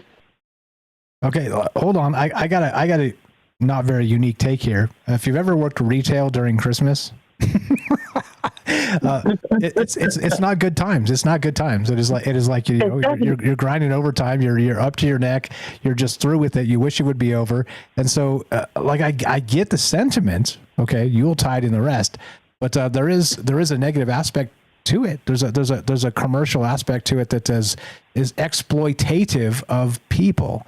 And not just that we're supposed to go out and buy a bunch of stuff we can't afford and send it to people we don't like, but beyond that, there's the people that are like sort of running that industry. It's all, as usual, like it's all upside down. It's all backwards and inside out and upside down, like I always talk about. And so, yeah, hey, if you don't believe me, go, by all means. They're looking for people. Go this Yuletide. Go work a retail job just for some punishment, so you can be like, damn, bro. Yep. Damn, bro. I'm just saying, I was a manager in a very, very high volume space, and it is not fun. It is absolutely not fun at all. So let me ask this, Mike. Like, if you were an outside entity and you could see all the different energies going on at that time, or you had some way to harness them, and a lot of people's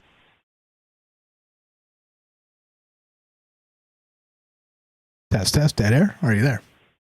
We lost you. You hear us okay? So you were in the middle of asking a question. You still hear me? Oh, yeah, I can hear you. Okay, so you kind of got to the point where you're asking about sort of the energy of that Christmas space, but you kind of got cut off at some point. So re-ask that question, please. If you were able to harness energy from the population of people of the earth, and you could see a large amount of negative energy that time of year, when the projection in people's heads is this wholesome, really Yule feeling. We see that on the Ark of Noé. If you could see and harness that, what could you do with that? I mean, what would be the point to get people so negatively driven at that part of the year? Okay, so it's an interesting thought, being able to let's flip it and let's visualize what that frequency looks like. Imagine we could see the frequency. I think it would almost be like watching a storm roll in, like dark clouds, right? And you could maybe even avoid it, and that type of stuff. I think that's where we're going to kind of get to, again, given all the data of all the things in all the world in real time, like the whole effect of it. Every piece of data that rolls through, we'll be able to recognize these things and avoid them, and even dare I say, recognize that something like a commercialist space and a holiday called Black Friday is probably not healthy for society. And so it's not healthy for the person that have to take off the cash from their wallet because for the way for the person that will receive those gifts and those presents. Oh, that's a blessing.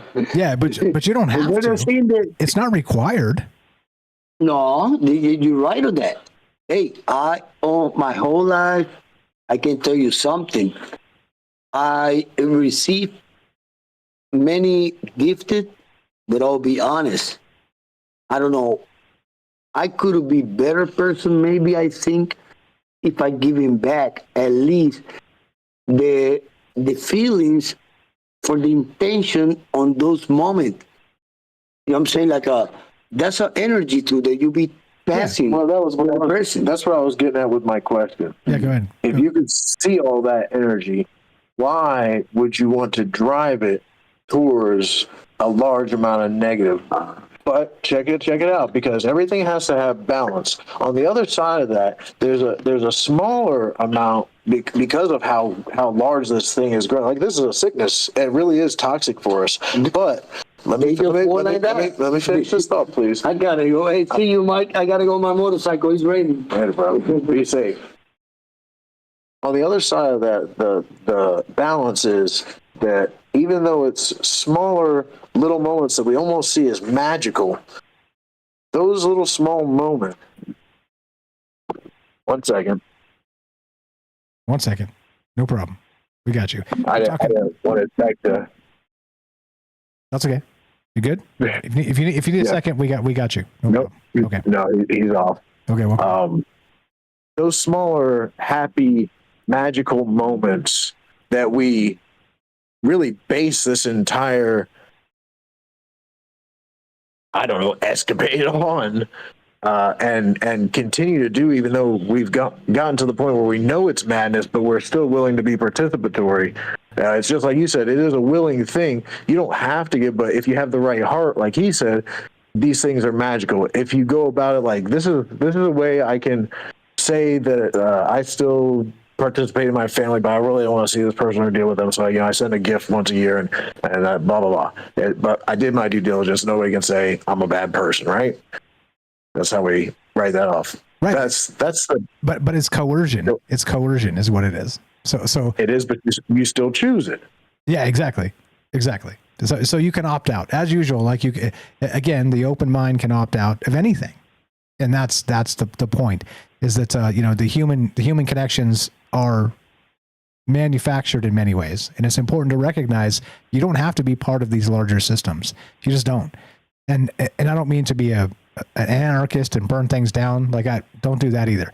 I think it's important to recognize what's happening to us, and then recognize who we are as part of that system, and do our best to work within it or without it. And it's complicated, and that's why we talk about these things. Like I said, this is not water cooler talk. This will get you fired at work, and we're just talking about Christmas right now. Right. You know what I mean? It's like come on now, seriously. It's so silly that this type of, like, the hypercharged aspect of a season is so polarizing. I don't know. I mean, maybe not for this group. This group is probably a little more enlightened than the Fox News or the CNN crew. No offense if you watch that crap. I watch that crap too because I want to know what they're saying. But anyway, go ahead, sir. What else you got?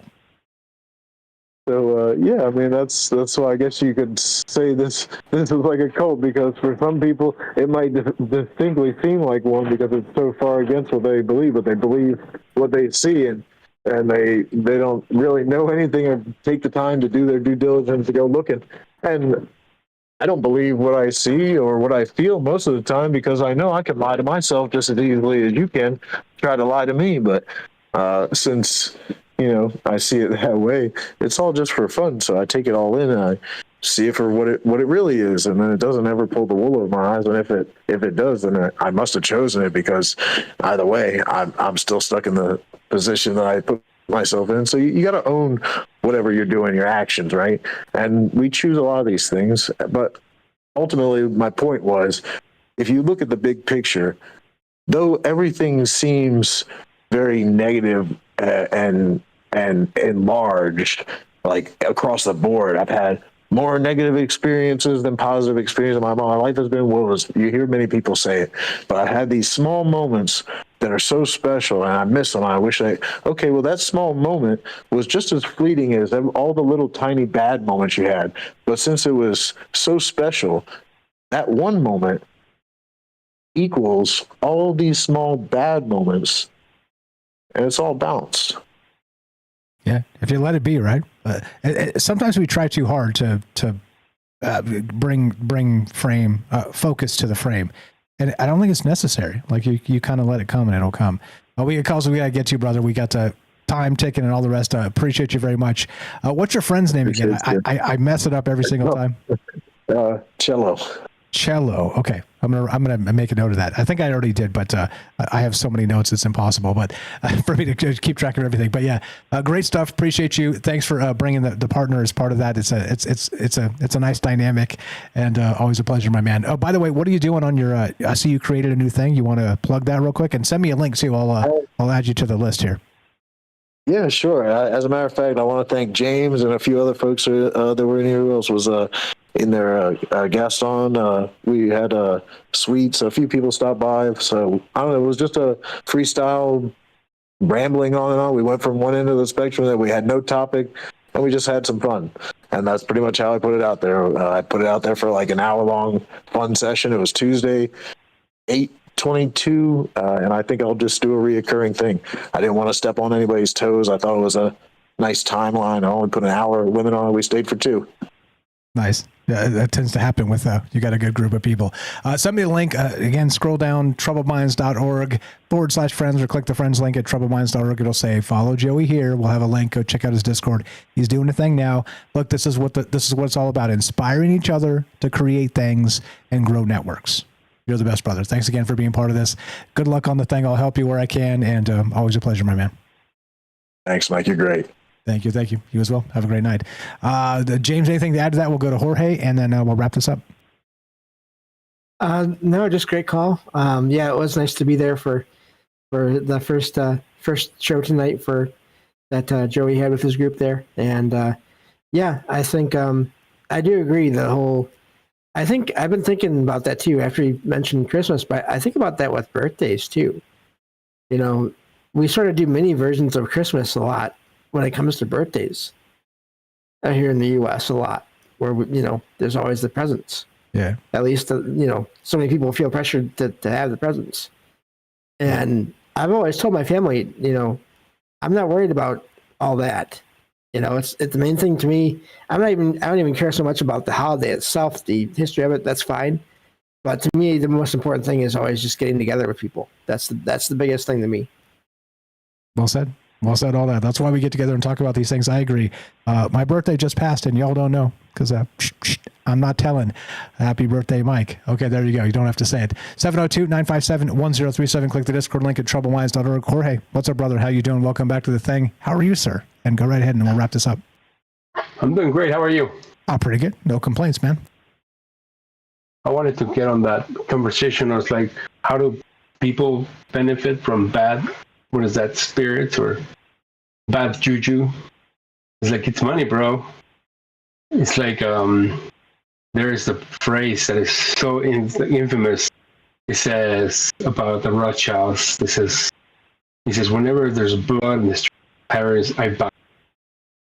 So it's just like that negative energy, it just makes people money. That's why, like, people, when people suffer, that's when, when rich people know how to make desperation and competition, it always makes, it always makes rich money. That's all I wanted to say. It's profitable to make people miserable. It is. And then to offer them a solution to get them out of their misery and then sell them that too. It's like you get it on both ends. It's horrific. That's the world we live in. Right. That's right. That's right.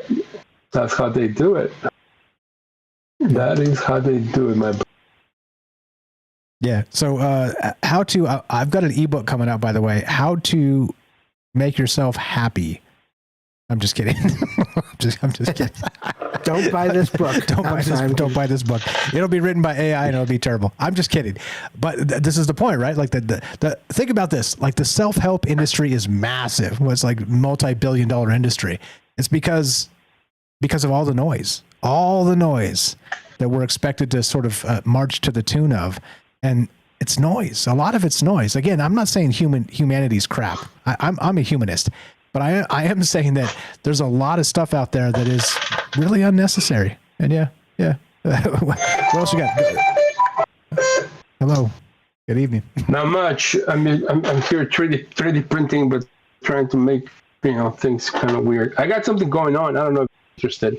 I have a friend. I'm so lazy, but I have a friend. She has a little YouTube thing called Light and Logic or something. And we're going through the thought deck, and so we're basically analyzing the tarot deck. If you want to plug that in, that's something where I'm spending my time with, which is cool. So it's a nice thing. I've been studying tarot for maybe 20 odd years. So yeah, if you guys are into that, I'll appreciate you guys checking it out. Send me the link. Don't we have your link? What's your link tree? I think you got a link tree, right? I try to go to your website. I couldn't even find it. No, don't go to my website. Go to Linktree or allmylinks.com. I thought we had you on the list. Hold on, let me check. Let me double check here. Let's get you on the list. Linktree. Yeah, follow Jorge right there. Yeah. Hey, come on. We got that thing. Hold on. I'm gonna pull it up in another window here just in case it's something weird. Because if you don't know it, I don't know it. But yeah, anyway, so get me a link tree or all my links and put all your stuff there. And yeah, we'll talk about it. Let me know as that develops. And that's the whole point. Let's share some creativity and inspire each other to do amazing things. That's the whole point. So yeah, definitely. You're on the list. Your link is there. Let me click the link and see if this is a bad link. I'm going to be mad. I don't think it is because I put it there. You put it there. Hold on. There we go. All right. Oh, I got your YouTube. So we just got your YouTube. Okay. So what you want to do, here you go. Here's this YouTube right there. There you go. So that if you go to his link to the troubledminds.org/friends, scroll down, you got his actual, his YouTube channel there. So please give him a follow. Jorge, you're the best, brother. Let me know about that project. I'm interested. 3D printing is a fascinating thing, and it's probably something that's going to turn into food at some point. It'll be like Earl Grey from Captain Jean-Luc Picard. So that's an incredible thing with material science as it's developing. But I'm definitely interested. Send me the details on that and make a link tree or an all my links, and you could have all your stuff there, and you change it, and I'll just put the thing up. And anyway, so that's how we collaborate. You're the best, brother. Appreciate you very much. Thanks for popping in here. Thanks for the great idea, and always a pleasure, my man. Thank you. You guys have a good night. You too. Take care. There you go. Jorge. Hey, that's why we do this. Meeting people all over the world, talking about all kinds of wild and amazing ideas, and trying. Literally, the whole basis of this show is trying to inspire people to recognize that, look, I am as imperfect as it gets. Okay. Whatever you want to do, you should do it. You should do it. No excuses. No, I'm not ready yet. None of this crap. Just do it. Just do it. That's it. James, anything? Let's get the hell out of here. And once you do, it'll keep you busy.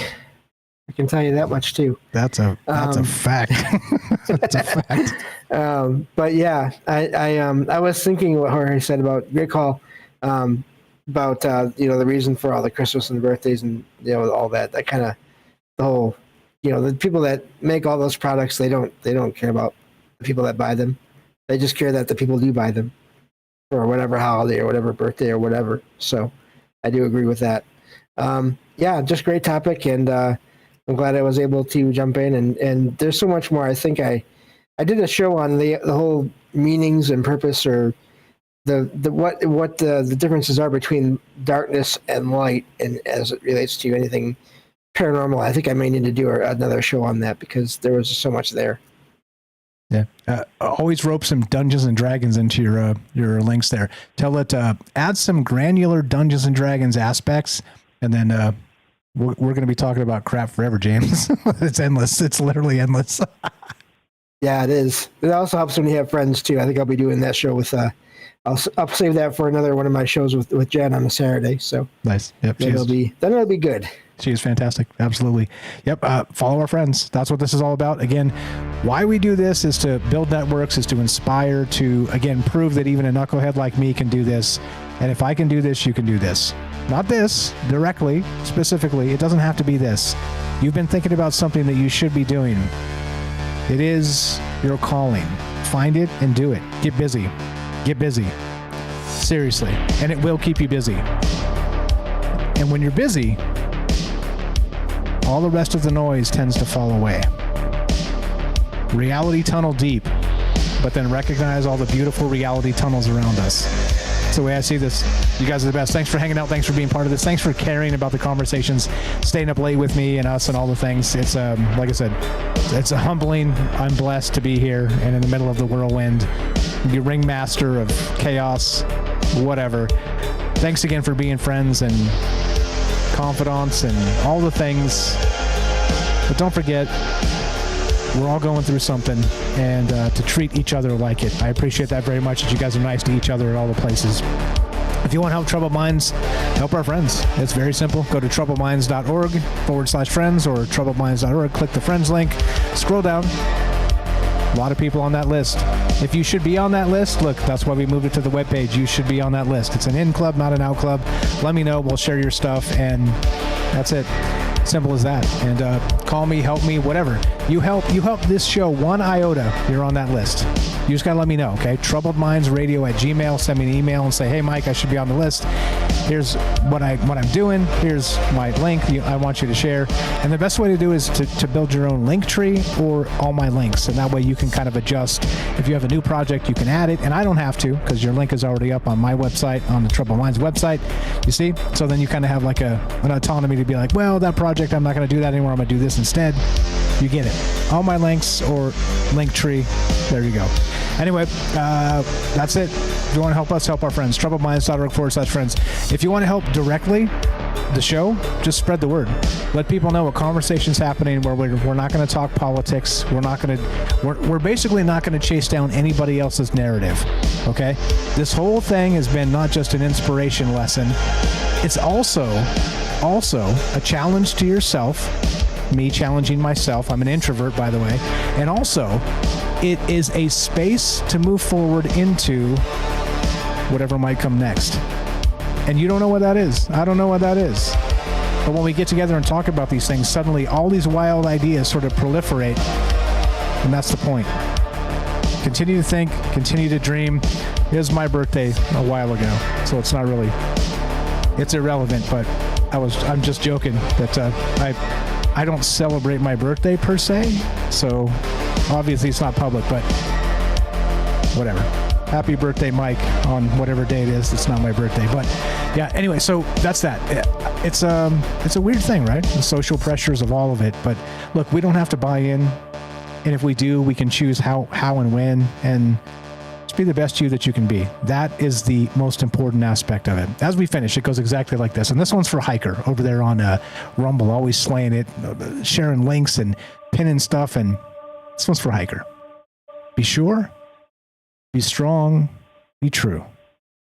Thank you for listening. From our troubled minds to yours, have a great night.